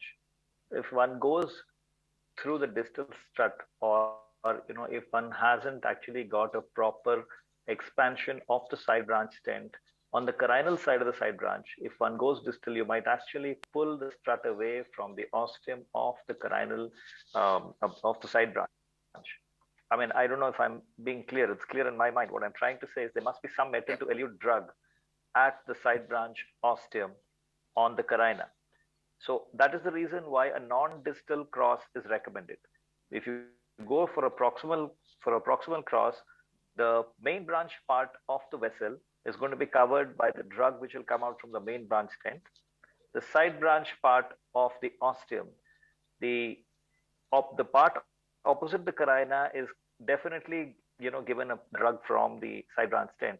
But the part near the carina, if one does a very, very distal cross, there's a small possibility that one pushes this, strut away from there. That's all. Yeah. I think. Can we move on? Shall we move on? Yeah. Dr. Chadda is the next speaker. Again, a man who requires no introduction, imaging, IVL, you name it, Dr. Chadda is there. So Chadda, you can just give your comments on whatever happened so far in the last two conclusions. We haven't heard from you on your IVL or this thing, and then you can go ahead with your. No, thank you, Dr. Mahesh. He's a good friend, so he's always complimenting. Are my slides visible, Mahesh, as we go on? I will be elaborating. All right, fine. So I've been tasked by Deepak. He gave me a call about a week back, and he said you had to show some cases where you had some challenges with DK Crush. And I wish I had some more time, but anyway, I've hurriedly compiled a few things. Yes, DK Crush compared to non-DK Crush needs more hardware. The procedure time is definitely longer when you're doing a DK Crush. You put in more contrast and you have high fluoroscopy time. So these are the downsides of doing DK Crush compared to non-DK Crush bifurcation stenting. Now, if you look at a recent trial which was published, there are certain procedural difficulties which come with DK Crush. Initial recrossing of the crush stent, difficult in about 38%. Difficult to deliver the balloon across the stent in 54%. These are first attempts, and then how they were solved, they mention in this paper, which was published in Cath Cardiovascular about a couple of months back. And recrossing of the crush stent is again in about 19%. To clarify here what Ajay was saying, the first cross has to be in the middle of the proximal strut, because you don't want to move the stent struts away from the side branch wall so that the side branch wall will remain uncovered. And the second cross is like a provisional stenting, has to be from the non-distal, or you can go a little distal, because you want to move the metal away from the carina. You don't want to crush everything towards the carina when you're doing. So the European Bifurcation Club has made it simple. It has just used the terminology non-distal strut for crossing. Now, I straight away come to my cases. My first case was a 68-year-old male patient, a hypertensive, who had chronic stable angina and a very strongly positive TMT. We did an angiogram, and as expected, he had very complex disease. There was distal left main osteoproximal LAD. He had a dominant circ, which was almost closing distally, and RCA was non-dominant. So what we had a very complex anatomy, distal left main osteoproximal LAD, and the circ I will show you in the other view, which had disease, a long segment diffuse disease in the circumflex. And as you can see here, diagonal has got a long osteoproximal disease. And as was being discussed, this is a diagonal which is more than 73 millimeters, more than 2.6. And most importantly, it's a solitary diagonal which is coming out of this LAD. So it is a significant branch, and whatever criteria you might use, this branch cannot be ignored and had to be addressed. Well, we had to revascularize this position, and always the debate of selecting between CABG and PCI. And this is a very simple algorithm of clinical factors. He needed urgent revascularization. You have to take into consideration the anatomical factors. And if you see this patient, since he was just a hypertensive, he had left main triple vessel disease. He had complex anatomy in that he had multiple long segment diseases involving different segments. So everything was in favor of CABG, and we offered him CABG. But the patient was very clear. He said, I don't want to get my chest cut open. Do whatever you have to. And I explained to him that if we attempt angioplasty, we'll be putting in a lot of metal, and it's not good to have too much of metal in your coronary arteries. So, but he just didn't budge. So we planned for multi-vessel stenting. We thought we'll stent the circumflex. We'll do a LAD D1 bifurcation, probably thinking of DK Crush, and a distal left main bifurcation stenting. We had some fellow cardiologists visiting our center to witness and to observe some complex PCIs. So we started with the circumflex lesion. Circumflex was wired, it was dilated, and we stented the circumflex. Good results, we were happy. Thereafter, we went on and to do the LAD D1, we dilated the LAD, we dilated the diagonal branch, placed the stent across the diagonal branch, and crushed the diagonal stent. Everything so far so good. We were happy that things were going fine, and now we get stuck. We get stuck here because the balloon failed to cross the side branch. We used a larger balloon and we crushed the side branch stent again, then switched over to smaller balloons for side branch access. Absolutely no success. We rewired the side branch multiple times, and we also used extra support wire to provide additional support. Used the guide extension catheter, brought it as close to the diagonal ostium as possible. Just wouldn't allow the side branch to be ballooned. We did the balloon anchoring of the main vessel and then tried to deliver the balloon across the side branch. It just wouldn't go across.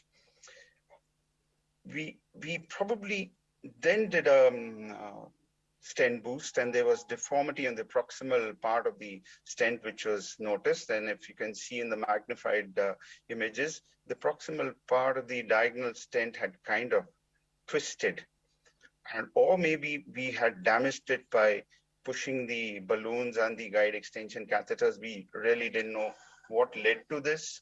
Wiring this diagonal was pretty easy, but nothing else would get inside. So probably there was a twisting of the stent, the proximal part of the diagonal stent, which would not allow the balloons to get in. And maybe it was because of the balloons which we were trying to push, or because of the larger balloon, not very sure. So what is often seen with the side branch crush is that it's kind of unpredictable, and it can crush straight on, or it can get crushed on either of the directions. So I mean, these are things which are not predictable.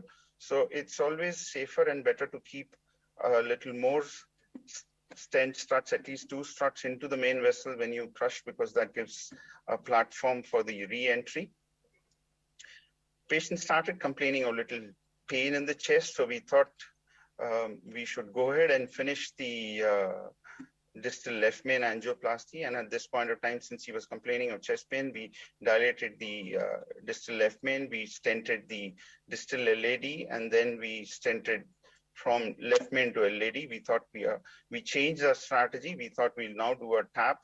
So we got the access to the circumflex branch, and we put in a stent and very nicely positioned. We did finish with the tap, and we did a report. Patient continued to have chest pain. So we were a little confused. Now that we've opened up the distal left main, why should he continue to have chest pain? Here the answer was, we had perforated the distal LAD. While being completely focused onto the diagonal branch, trying to use all pull, push and everything, we had kind of pushed the wire too much distally, inadvertently, because nobody was paying attention to the distal part of the LAD. So we had kind of perforated the distal LAD. We coiled it immediately. We had a microcatheter access, and it stopped the bleeding. So we this was the post-coiling final angiographic results. And we finally ended up doing pericardiocentesis, because we thought we'll drain the blood which is accumulated, which will keep him hemodynamically stable, and We put in a pigtail in the dependent position and drained whatever blood was there in circulation. So this was the first case where we had problems while doing the case. I will show you another case which was done about, I think, 7 years back. So I just brought it for the sake of discussion. This was a case which illustrates early stent failure. So this was again a very complex anatomy, and mind you, I offer almost all of them all CABG because I'm not fond of stenting such lesions. He had distal left main as well as LAD D1 disease, and I straight away come on to the final results, which are pretty good. And I love imaging, so this case again was done under imaging. So this was the LAD D1 bifurcation for you. This was the LAD circumflex bifurcation, absolutely well opposed stents. But I noticed something in addition. There was slight filling defect in the mid LAD region, and there was tissue prolapse. Tissue prolapse probably happened because vigorous oversized balloons were used for dilatation, and as happens, you had a little bit of tissue prolapse.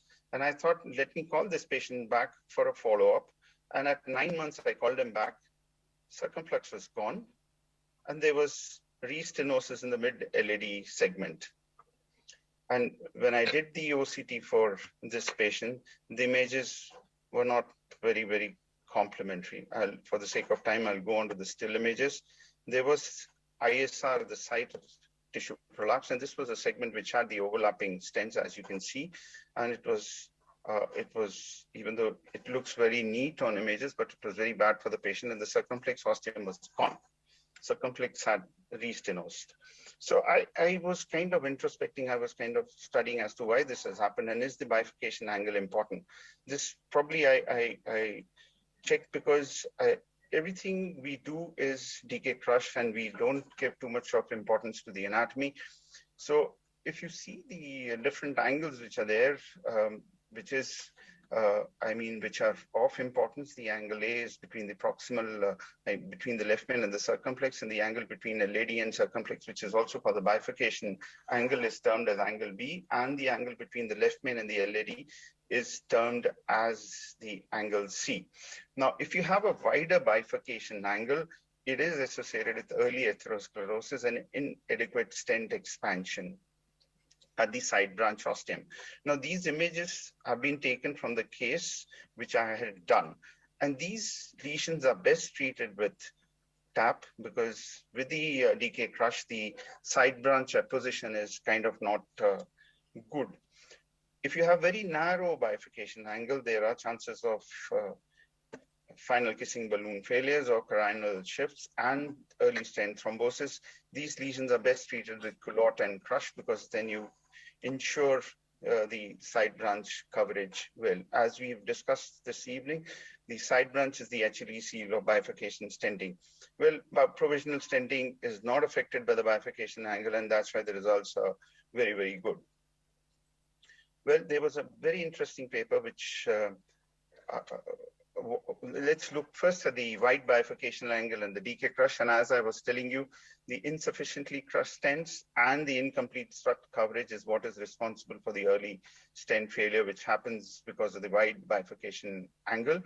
And this was a paper which I was referring to, which is published in 2020, where this is paper which comes from the South Korea. They had taken pooled analysis of 460 plus left main bifurcation angioplasties were done, and they looked at angle A, B, and C. And what they noticed was that wide angle C, for the first time, this paper, no, it's not a randomized trial, it's a registry data. And they noticed that if the angle C is greater than 152 degrees, it's associated with poor outcomes if you do a crush compared to TAP. Now, why does this happen? This happens because the wide angle C leads to straightening of the main balloon, and the crush of the side branch might be incomplete. And there is also uneven expansion of the kissing balloons. In addition, it creates the low shear stress areas that leads to early restenosis or stent thrombosis. Now, this probably is the only paper which has looked into left main bifurcation in context of bifurcation angles. Most of the other studies have looked at LAD D1 or the obtuse marginal branches, thereby signifying thereby looking only at a bifurcation angle or the angle B as the angle which predicts. This is one area which needs further work because this is registry data, so we need to study. But the important message here is that if you have very wide bifurcation angles, you should think of other bifurcation strategies. Now, the concerns which I have with DK Crush are that, as mentioned, it's a very hardware intensive, complex procedure which one needs to do carefully because India is a developing nation and you don't have rich patients coming onto the table, so they will have to pay more and we need to use a lot of hardware. Well, incomplete side branch crush is one of the major flaws of this technique, which can lead to both on-table as well as poor outcomes on the follow-up. And I'm reasonably sure the patient which I showed you where I did not kiss the diagonal stent is definitely going to come back with early stent failure. So one needs to do detailed analysis of the bifurcation anatomy and select the right technique to ensure good long-term results. I'll stop here and would be happy to answer any of the questions if they're there.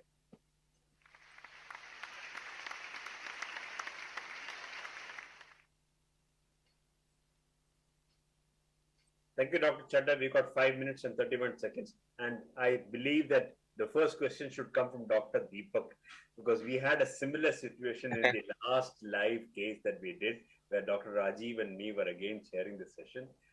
Could you share it with Chadda? If it happens to Chadda, it can happen to anybody.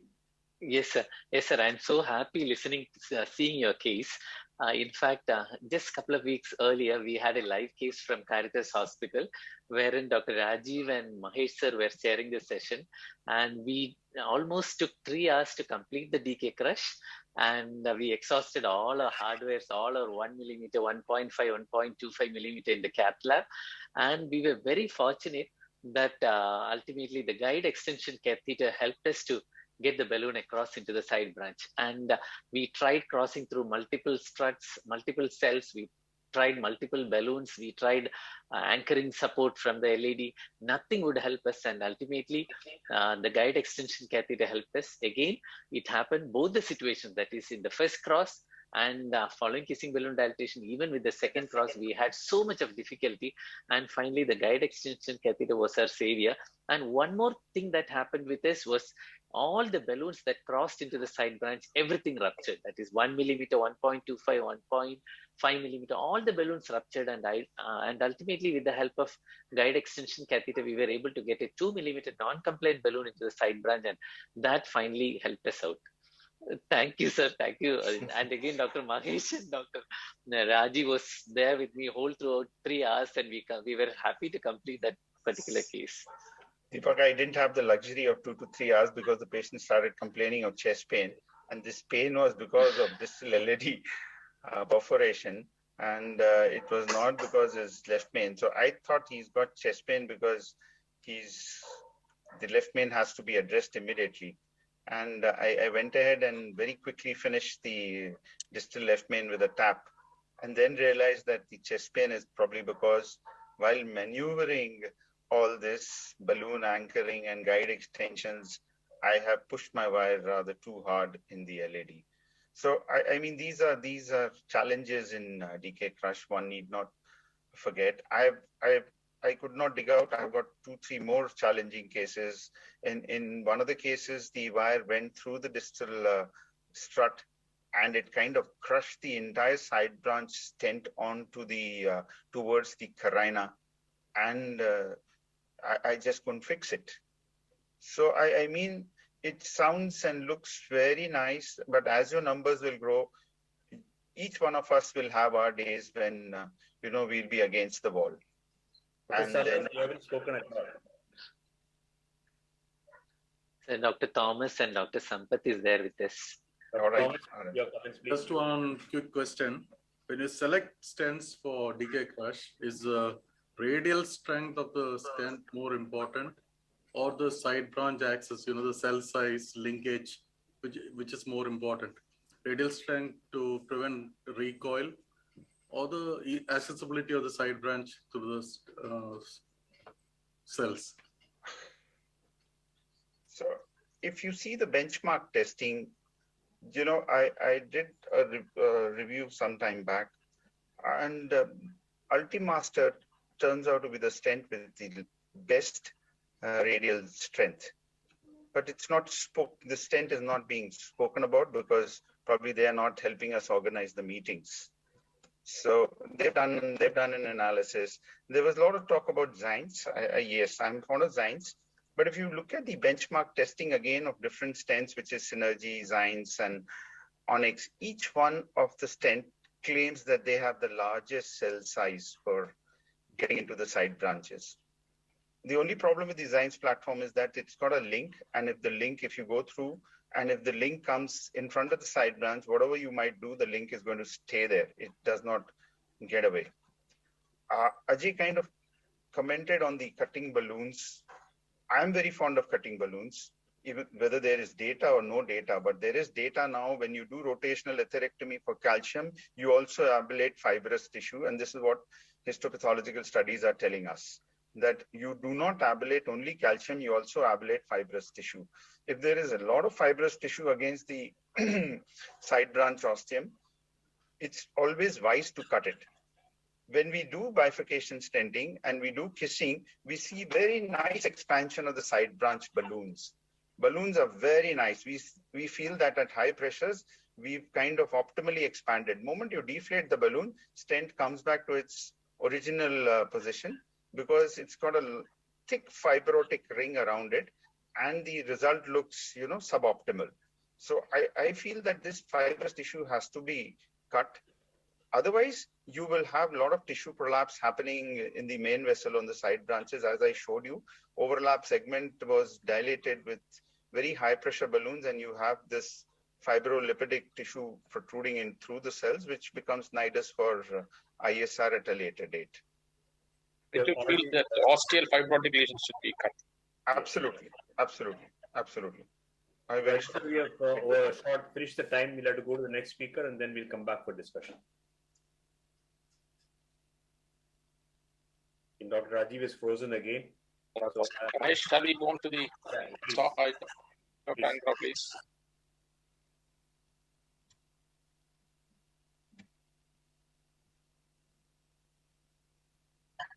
I hope I'm audible and visible. Yes, very well. I don't know. There seems to be some internet issue at my end, but if anything is there, do let me know. Thank you, Dr. Davidson and the whole organization team to having me over here, and esteemed panel. It's a pleasure to be a part of this meeting. So I faced a peculiar challenge in a DK Crush, which I will show. I'm not going to waste time in this thing. This was a 50-year-old gentleman, diabetic, hypertensive, and as you can see, he had unstable angina with LVF was quite reasonably okay. As you can see, there is LAD diagonal Medina 111, and if you see the side branch diagonal, which is fulfills all the criteria that this has to be addressed in terms of the lesion length and osteal involvement and the length of the artery itself and all those things. So our plan was to go ahead, do a DK crush, because both very good arteries and adequate landing zone to crush and all those things. So this is how it is, and right was normal, and as you can see, the spider view also justifies what I'm saying about the side branch. So wire the LAD and diagonal pre-dilated with the 2x12 balloon. So established good flow in the diagonal, because that was more critical than the LAD. Then LAD was dilated with the same 2.5, but 2.5 balloon LAD was dilated. Now you see the arteries are really grown up. After this, 2.75 23 drug-eluting stent was positioned into the diagonal. I always tend to keep at least 3 struts into the main vessel, especially in this kind of situation. Then this stent was deployed, and then with the 2.75 by 8 NC balloon in LAD, this was crushed at 24 to 26 atmospheres. The crushing I thought was quite adequate, because if you can see with this kind of crushing, the LED is already getting dissected over there. After that, cross diagonal rewired with adequate kind of double mag and all those typical whatever we do, various angles, various contralateral views to start to rewire into that perfect strut you're looking for. Once that was done, the 2x12 balloon was unable to cross. So I thought of taking a 1.5, but I was very confident because I did a recross at least 3 times. So then I took this thing. Then 1.2, I was trying to sort of force the balloon, the 2 balloon. Then I realized, this is not the right thing to do. Then I took a smaller balloon, 1.2/8, which seems to gone there, open the struts. By the time I realized the LED is forming a kind of a thrombus over here, if you can see, and the patient now becomes symptomatic. Now my main, we had the inotropes were started, and then I said, let me at least, the stent is there in the diagonal. So let me go ahead and first secure the LED before it closes down and more thrombus gets formed over here. So I quickly took a 3.5/33 dilating stent Zions expedition and deployed at 12 atmospheres. Now, if you look at it, the LED seems to be all okay. Now the pressures are good, but look at the diagonal ostium. There's haziness over there in the diagonal ostium, and I'm not sure whether the stent is there in the diagonal ostium at all because of my manipulation of the balloons and all those things. But there's clear cut there is a diagonal ostial haziness, which I was not happy about it. So I took a stent boost. So to my surprise, I can't get the frozen image, but to my surprise, the diagonal seems to have missed the ostium completely, and the stent, partly crushed stent, had moved beyond the diagonal ostium into this. Now we have a bare area at the diagonal ostium, which is not good. Now, what other options do I have? So I tried to do high pressure pot, post dilatation out here, everything I did. So I said, this is not right. I have to do something. Now the option is I have to cross very carefully and then secure the diagonal ostium. So if you look at the bottom image, you can see the diagonal ostium is clearly hazy over there. So did a high pressure kind of dilatation so that I can open the struts properly. Now I'm trying to recross into the diagonal, which was a hell of a job. I cut down a lot of shoots into this because 8 minutes is the time. So, but took multiple wires. Fortunately, patient was quite stable. The diagonal ostium did not create any EKG changes or any symptoms or anything like that. But clearly it was not a good angiographic view. So I crossed into the diagonal. Somehow I took the LED wire and crossed it because that was more intraluminal. I didn't want to take any third wire or anything like that, which might go somewhere. So somehow this balloon went in 1.258, started dilating. It was I tried to crush that stent against the diagonal ostium over there, and this is what we did. This thing. And again, as you can see, the diagonal ostium is looking hazy. And now I've left with the option of either do a Q-lot. Q-lot will be too much of metal.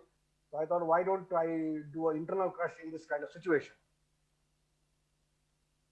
So fortunately, 2.512 balloon went in now and dilated that. Then wired the LED, took a stent into the diagonal, keep making sure the ostium is mag view where the ostium is covered well, and then deployed that stent. So in this stent boost, you could clearly see that the ostium was gone. So deployed the stent and then crashed with the internal crash with the 3.5 by 12 NC balloon. Now the diagonal ostium was looking reasonable. So then D1 recrossed again because I have to still finish with the final kissing and pot. So 1.2 by 8 balloon, then rewired again.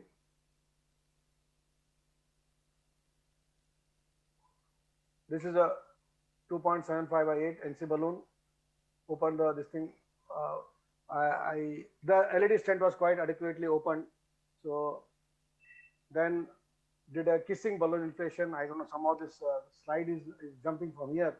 The kissing balloon inflation was done adequately. The stents were open, and I did a final pot with a 3.5 by 8 NC balloon at 20 to 22 atmospheres.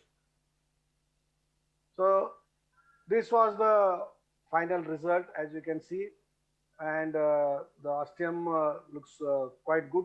Was seen in various views, even in the spider view. There's no haziness seen, and patient was totally asymptomatic, and came on. This was the final result. As you can see, if I can freeze it over here, yeah, that was the final result. So what I learned from this case was, I will tell you first, then the panel can discuss. The presentation is over. So what I learned from this case was, first thing, my crushing of the stent was inadequate. First point, I should use the 3 millimeter balloon. I used the 2.75 by 8 balloon. So the crushing was wrong and crushing was inadequate. Second thing, I don't know, the recrossing was done twice, but I forced my balloon to get into the distance. So probably that pushed the stent into the diagonal. And fortunately, I was able to recross and finish with the internal crush and all the other steps of bifurcation. So the moral of the story is, I feel the first crush and first recross are the most important thing. Your balloon has to go in quite reasonably smooth when you recross the perfect strut. You should not be forcing it, especially in an acute angle. In a right angle DK crush, you might have to force because there's a lot of bend over there. But in this kind of acute angle DK crush, the balloon has to go. One thing I've learned is never push the balloon forcefully, or if you are not sure, recross it again, or if you are not sure, crush it adequately with a 3.25 balloon. If the main artery is 3, take a 3.25, crush it at 20 to 22 atmospheres. Make sure both the layers are stuck to each other. In a cranial view, you go to cranial, do a stent boost, and make sure they're touching each other. Any gap in between, the balloon or the wire goes in between, then you are stuck. So this is one challenge Dr. Deepak I faced, and fortunately, this is done almost 1 year back. So Abhinav, a good friend of mine, patient, we have a clinical follow-up. I was telling him to get an angio done again. We have a clinical follow-up of 8 months to 10 months. He's relatively asymptomatic. He's a young guy, so his exercise is quite good. Thank you very much.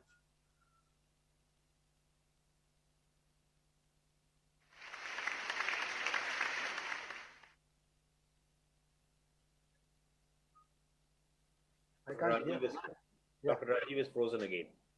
Yeah. I think it's a very interesting case. But your stent was quite well into the main branch, but probably the proximal deployment of that stent was slightly under.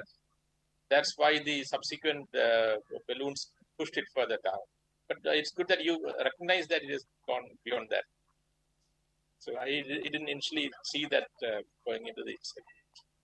And as you said, most important thing, as always, is to crush it very, very well. And the side branch ostium should be dilated. So I just came out of the lab doing the DK crush. That's why I was late for this meeting. So the same thing happened just now, half an hour back I did that case.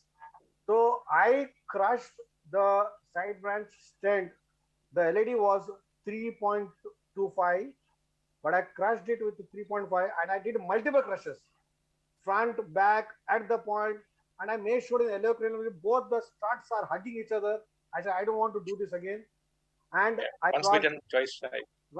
so I recrossed, balloon not going, removed the wire. I didn't force the balloon, then recrossed again. Fortunately, 1.2 went in, then finished the case and came. I said, I told my registrars over there, I'm going to answer. Dr. Davidson is going to be rip me apart on this case because I think 3-0 balloon I should have taken to crush the stent. Has anybody faced this kind of thing? The stent moving away from the main branch? Who has not faced? Okay. Not in situation, but in the left main we have faced many times the guide. Ajay, your comments? You've been quiet throughout the evening. No, I mean, am I audible, sir? Yeah. Very nice. So first of all, I think DK Crush is a fantastic strategy for the left main bifurcation because you can kind of get all your hardware in and you can manipulate your guide, you can manipulate hardware, all devices quite easily because it's very, very close to the proximal end of the guide. But when one deals with an LED D1 bifurcation or a circumflex OM bifurcation or even worse a PDPLB, it is not such a simple or a straightforward strategy to be used. That is the first thing. So every time you're doing an LED D1 and you have more than 30 millimeters proximal to the bifurcation that you have to cross before entering your side branch, it's tough enough to do it when it's close to the left main. I will think 100 times before doing the DK crush. That's my first comment. Second, this problem that you have said is an issue with all stents. It is an issue especially with some particular brands of stents, but it can occur with everything. And what you said is absolutely right. If the stent protrudes a little bit into the main branch and it is not crushed properly, every attempt one makes to push a balloon is going to deform this and push it or pull it or make it uncrossable. And I think you've done a great job in finally managing to cross it and kind of finish it off. I mean, that's simply brilliant. The angulation of the diagonal with the LED is also an important consideration. And people use other devices to cross. They use a guide liner, as Dr. Deepak had said. They use an anchoring balloon that you put in a balloon and if you're able to get in through the wire. Even if you deform the proximal part of the stent, you're at least able to get into the side branch. And, important thing is to be gentle when one is negotiating. The more, as Andres Grundzig said, more by the use of judgment than by the use of force. And the distal down the coronary tree we are, the more important this diktat is to be followed. The more force one has to use, the more distal, the more likely we are to get into trouble. Dr. Thomas George, your comments? So what wire you use to cross the side branch? If the workhouse wire is not going, did you change to a stiffer wire? No, I didn't. So that sometimes helps. Yeah, correct. And even I think smaller diameter wires like Filter XT or something like that also is quite helpful sometimes. But these were all regular wires. These were the NS non-through wires. There's no coated wire, nothing. It was both the wires were NS non-through. That's my workhorse wire. Unless there's specific indication, I use coated wires. Otherwise, these are all regular wires. I think the key is the first crush. If you crush it properly, and if the small diameter balloon is not going through, change the wire. Go for a stiffer wire. Then it's easier to finish the case. That has helped me a number of times. Second thing I want to put a comment over here is people talk about micro crush and mini crush and all those things. I'm dead against it because I have two cases again where we did a micro crush and the stent missed the ostium. It went off when you're crushing it. When you're crushing it, the stent moved away, and it is actually captured on the cine. The stent moves away into the diagonal because there's not adequate struts. So I am a believer that at least 2 to 3 struts at least have to be there in the main branch. Be generous about it. All this mini crush, micro crush does not work. You'll end up losing an ostium, missing the ostium. So this, I don't know how many people agree with this. No, that is what the DK crush initial studies showed. that DK Crush was actually superior to the Mini Crush internal crush. Although lots of European operators say if you end up with a kissing balloon at the end, they are equivalent. But the reason why DK Crush is better is that only, that you have got a neo carina with minimal metal at the carina, and whatever excess metal is there is crushed against the main branch in the proximal segment. So you don't have any free metal anywhere, and you get minimum disruption of shear stress and the best kind of laminar flow across the bifurcation. That is the joy, or that's the advantage. The problem is that every step is a meticulous preparation for the next step. You miss a single step and then you pay for it at the end. Louis, comments? Any opinion on dedicated bifurcation stand? I find that very useful. Dr. Chadda is hiding. I wish he would come out of the hiding. He's having dinner. No, I'm very much here. I just wrote a message to Deepak. I have to move out for a social commitment. So anyway, I'll take this, Dr. Mahesh. I haven't used the dedicated bifurcation stents in my practice, so I'm not the right person. But looking at the numbers and the kind of availability of these stents, I don't think they're very popular. So I'm not the right person to comment on them. Yeah, my last 10 cases have gone up very well. I just wanted somebody else's feedback also to just see how it works out. I got OCT images, I got follow-up images after 6 months, excellent results so far. And this janjat of crossing, recrossing, kissing and potting and everything is reduced significantly, although we need to recross and do it. Ajay, shall we go to Ajay? One comment, Just, can I? Louis. Yes, Dr. Anandra, please go ahead. See, we had a meeting recently with Dr. Samir Sharma and Annapurna Kini, and they are at this thing of not doing a pot in a non-left main bifurcation lesion. And in fact, they are coming out with the paper of not doing a pot in the non-left main bifurcation and with the pot in left main bifurcation. So is it what is this thing? What has to be done in a non-left main bifurcation, or we can just come out with the kissing balloon and finish off the procedure?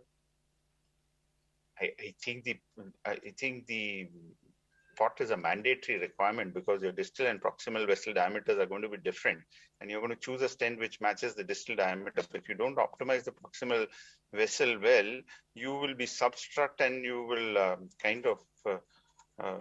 I mean, this is standard. I don't know whether it required a research paper. No. Dr. Chadda, in fact, we had a huge discussion on this. Non-left main bifurcation, Mount Sinai does not do pot. They come out with the final kissing, they put the balloon back into the main vessel and it makes pot. And in fact, I think Dr. Samin told us that he's coming out with the paper very soon. Perfectly all right. What I feel is that pot not only optimizes the proximal segment, it also opens the cell against the side branch ostium, so it gives you easy access. And yes, the problem is that the pot in any bifurcation strategy has to be done right. Like for DK Crush, the first pot has to be the distal balloon marker has to be at the level of the carina, and the second pot has to be with the balloon proximal to the carina. But having said that, it's very important to optimize the proximal strut, because the wire will not go substrut, but accidentally everything comes out. Then you'll have good fun. Then you have to either do a knuckle technique to get into the distal branch and then come into the proximal. So I mean, I feel strongly it'll be interesting to see what they publish in their paper, but it stands to. I mean, there are a lot of junior colleagues who've logged in, so I very strongly. It's better not to cut corners. What should be done? I'm a strong believer of pot, repot, everything.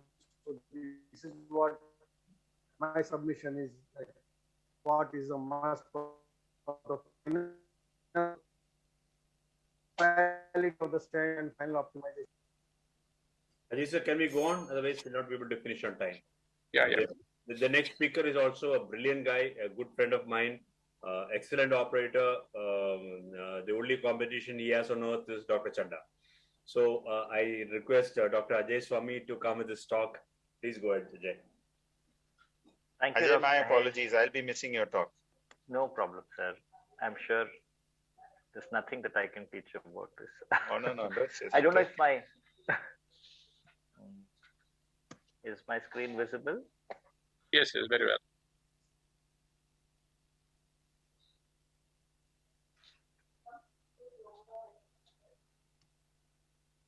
Yeah, is my slide visible, Dr. Yes, yes. Very well, very well. So I'm, privileged to be the last speaker, and I promise I'll make it as fast as possible. There are multiple challenges. In fact, DK Crush is a sequence of challenges. First, in wiring. Ajay, you don't have to make it fast.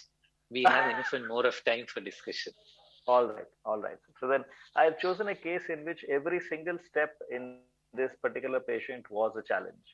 So, it kind of illustrates all the problems with DK Crush, and it has kind of shown us all the steps on all the ways in which how we get out of trouble. So there are challenges in wiring. There are challenges in putting the stent into the side branch. There is a challenge in rewiring. There is a challenge in the first kiss, in the second kiss, the final part, everything. And we'll see how we got past these problems. This is a 61-year-old individual who with triple vessel disease, long segment disease in the proximal to mid RCA, distal left main, which was 90%, a heavily calcified ostial to proximal LED, a small non-dominant circumflex with a large ramus, which also had a little bit of calcium, but not too bad, but long segment disease, nearly 30 millimeters of disease in the ramus as well. He was recommended a bypass surgery, but he was extremely against a bypass, and he completely definitely refused it. He says, no, I don't want a bypass. So after multiple counselings, finally we decided to do what we did. And we first fixed the right coronary artery. I hope it comes up here. We first fixed the right coronary artery, which was a straightforward procedure, so I'm not going to go there much. Now, these are images that we must examine very, very carefully. There are certain special features about this particular left main bifurcation. We treated it as a trifurcation because the circumflex was actually quite small. The left main is a trifle long, little longer than one would think of. And the view in which the bifurcation is visible perfectly is not so easy to make out.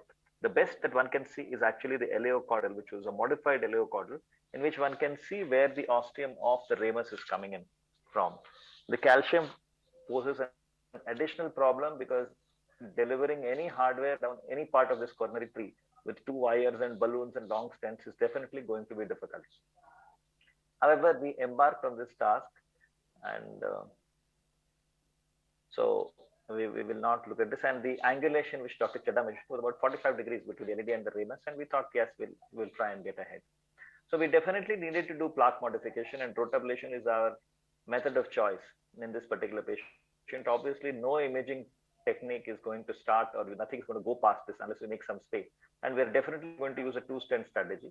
DK Crush is our preferred technique because we are quite comfortable with it, and we are going to use imaging. This creatinine was about 1.8, so we had already established our contrast limits, but we thought we'll be able to do at least 2 runs of OCT during our procedure. Our challenges were initial wiring because it was quite tortuous, plus calcified. Proper preparation was definitely going to be needed to enable our new device to cross and to deploy it. So this is what we started with. This is a 7 French JL guide. We always prefer JL when we're doing a left main because it is a guide which one can go in, come back out, and you tend to deform your left main stent minimum. The EVU sometimes has a mind of its own and really troubles you, especially. This is the 2 basic working views.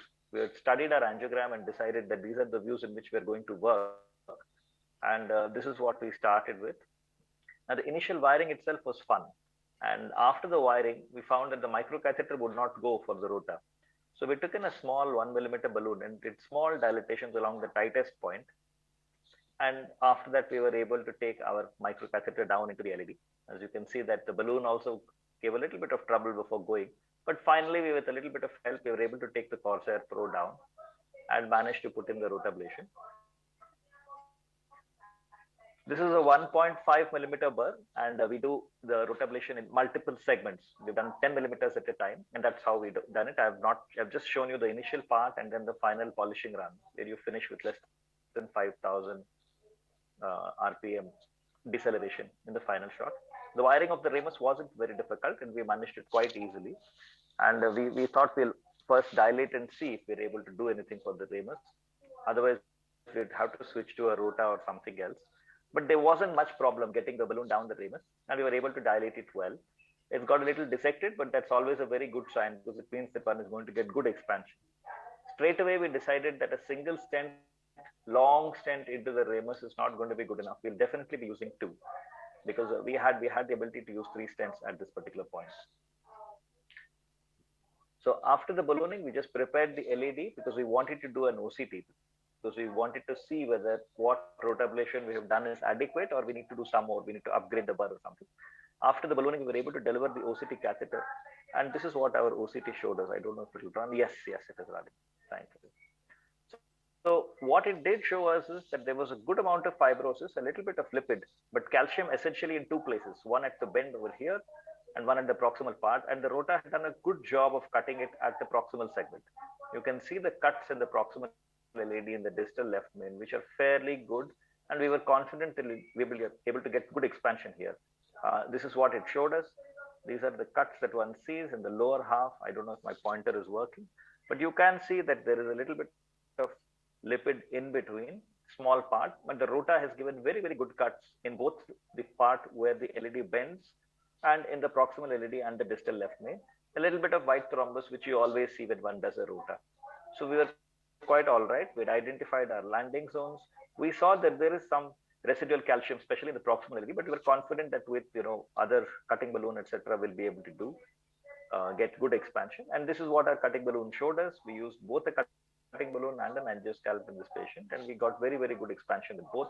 There wasn't much recoil per se, and we got good expansion. I haven't shown every single one of them, but we do it in segments in the whole LED. This is our distal stent in the ramus, which walked in very, very easily without any problem.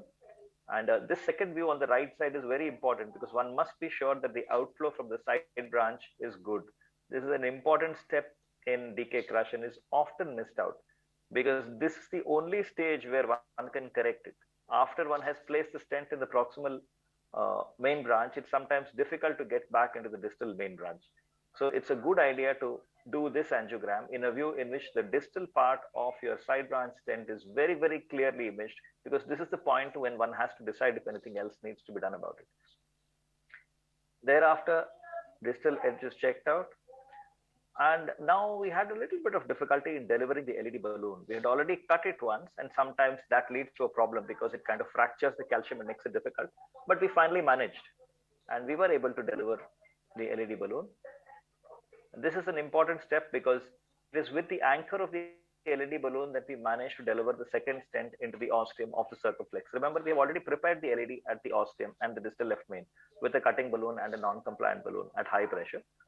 This positioning was extremely important for us because we have already seen how much of overlap there was in all the other views. And this is the view we had chosen to deploy. One can see that we are about 2 millimeters into the left main from the circumflex with this stent at this point. And this is what was positioned with the anchor balloon technique. The anchor balloon is basically, we inflate the balloon in the main branch at about 6 or 8 atmospheres and use that to hold the guide. And that is helping us to deliver the balloon, the stent into the side branch. That has been deployed. And we also do something else called a half. First we pull back and do a high pressure inflation in the side branch. And then we do something called a half kiss. This is not part of everybody's protocol, but we do this.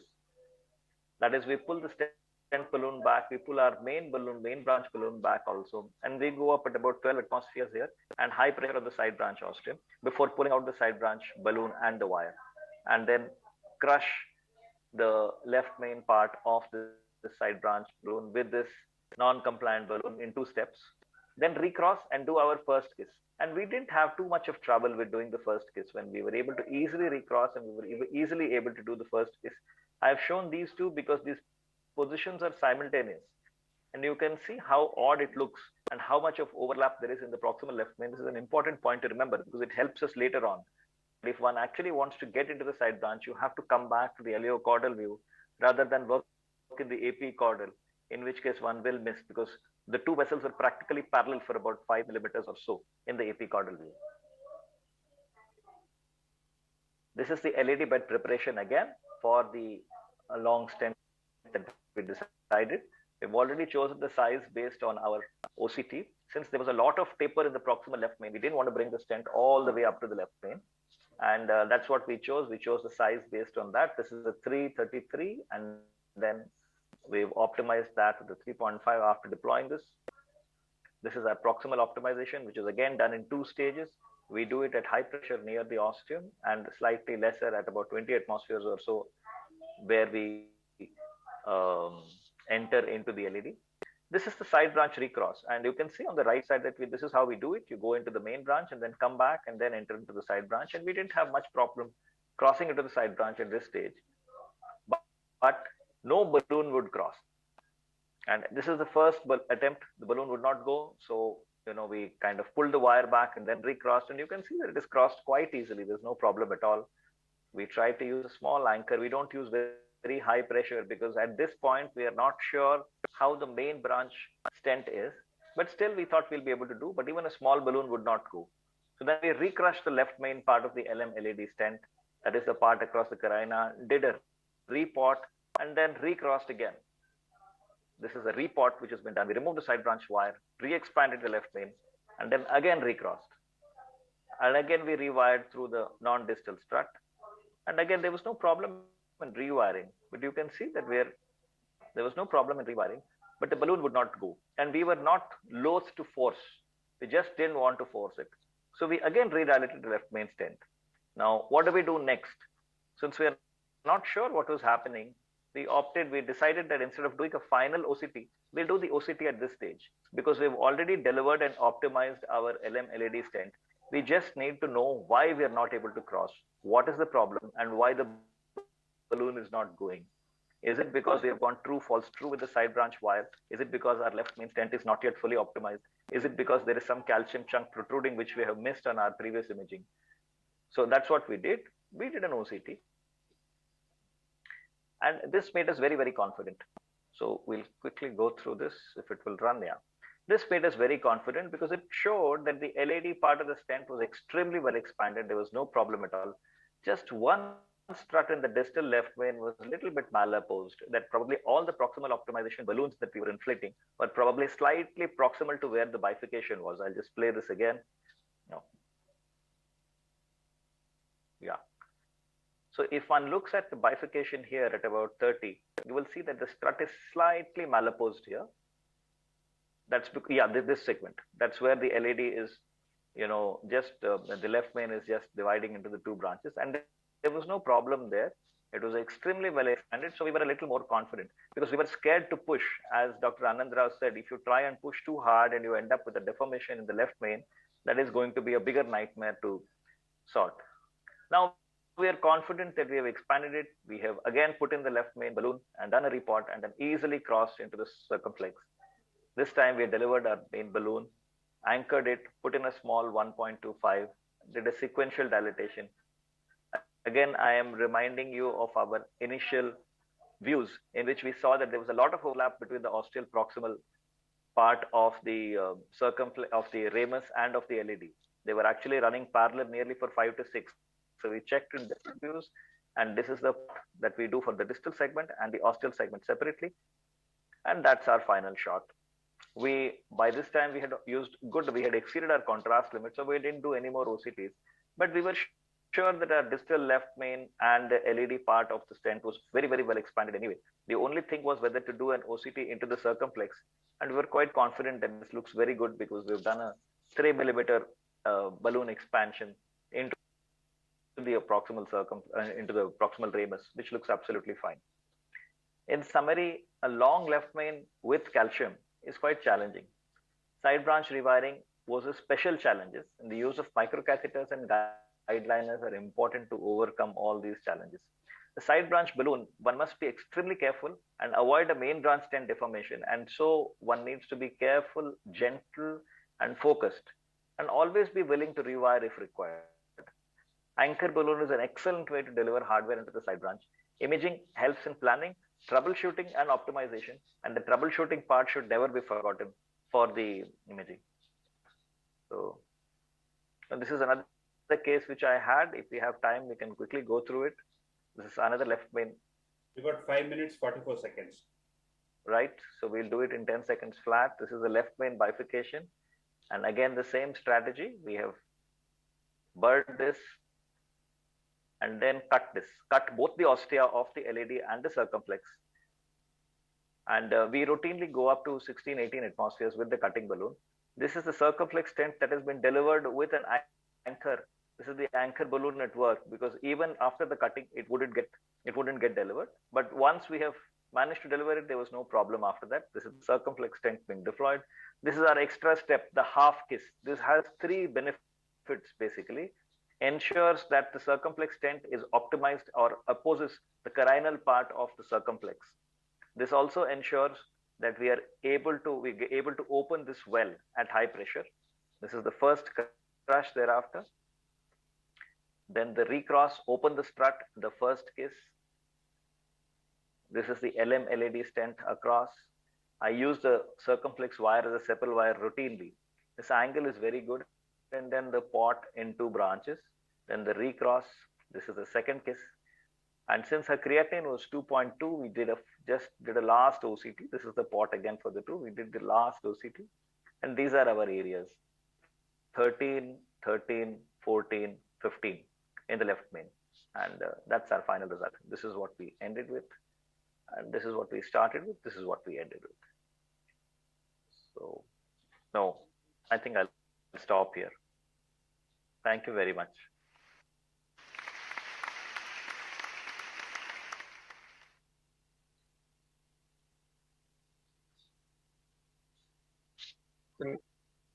Excellent 2 cases. Dr. Louis Fisher, your opinion. You see 5 minutes, 5 seconds ago. Dr. Thomas George, your comments, please.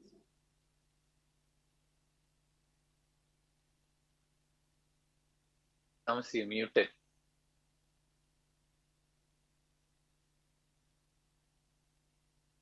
Excellent cases, both very well done. It's very inspiring.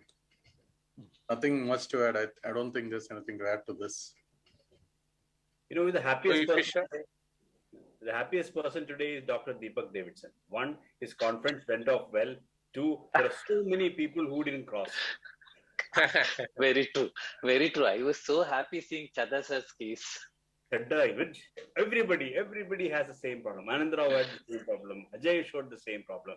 So that is the problem. If that is that we look into it, then probably I don't know how much is expertise and how much is. I think side branch recross is probably the hinge point of the success of the DK Crush strategy.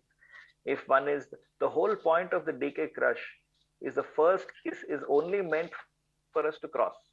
So if the first kiss is not done well, or is in both the cases which Dr. Chedda and Dr. Anandrao showed, if you actually see, the first kiss has not been done. He has delivered that stent into the side branch, that is into the diagonal. If the first kiss had been done, there would have been no problem at all in delivering and crossing the second time. The problem was trying to do a mini crush in both the cases. If one brings the stent back into the left main, it makes it easier. This is not to say that it will not happen. It might still happen. But that is the DK Crush is like a very, very hard mistress. She will make you do every step perfectly. Otherwise, we pay for it. So you have to be meticulous and careful. The reason why I did the OCT early in my case was because I was not sure. I did not know exactly what the problem was. And I'm loath to push. I will never push anything. But that is, and also such a heavily calcified vessel. If it was LED D1, I would probably not have opted for a DK Crush. I may have opted for a, maybe a tap or even a culotte or something if the size was good. It's not so easy to do a DK Crush 30 millimeters down the coronary tree. Ajay, just a couple of points regarding your presentation. Something very interesting is regarding that sepal wire. We want to crush the circumflex stent. We take out the wire from the circumflex, we keep it in the guide catheter. And Correct. many times after crushing with a big balloon in the left main LED, you pull out the balloon from the left main into the guide catheter. That's going to damage the wire that's positioned inside the guide catheter. So it's always good that you take it out into the guide catheter, push it into the aortic root, keep it over into there. The aorta. Absolutely. Very. That's a great point. Absolutely. That's a great point. And second thing is, it sounds interesting. The half kiss sounds very interesting. Never do that. We never do that. So it's a routine practice for us. And after that, difficulty in crossing has come down by more than 50-60%. Every single patient we half kiss. In any case, the balloon is already there. So everybody pulls the stent balloon back, goes up at high pressure, and then just pulls the stent balloon and wire out and crushes it. We just do one additional step, pull the balloon back that is there in the distal main branch back to the prompt and go up just at 12 atmospheres. Then you pull out the side branch balloon and wire and crush this. I've shown this in the DK Crush series, which I've shown around 10, 12 cases. And it makes the whole procedure very, very simple. And so it's only in the calcified lesions that we have trouble recrossing and rewiring and all that. In patients in whom there is no calcium, there's not really so much of trouble. And therein lies the danger, because if you don't properly crush, then you look very beautiful on angiogram. But when one does an imaging at the end, then you realize that there are problems and you have to keep going back and recorrecting it. Yeah, we haven't attempted doing this half crush, but then nowadays, after the modification of the proximal side optimization, we routinely try to use a much slightly bigger balloon, 0.25 or 0.5 bigger balloon at the side branch ostium before we crush it. Rajesh sir, we can wind up. I think it's we are on time and time for us to finish this excellent session, which included both theory as well as all the practical tips. I think all people have benefited from this. Sir, thank you very much. Let me take this opportunity to thank all the speakers, the experts, as well as the moderators for staying with us whole throughout the day. Hope to meet you all tomorrow evening, wherein we are going to discuss more on culotte technique. Thank you once again. Till then, stay safe. Good night. Thank you. Good night. Good night.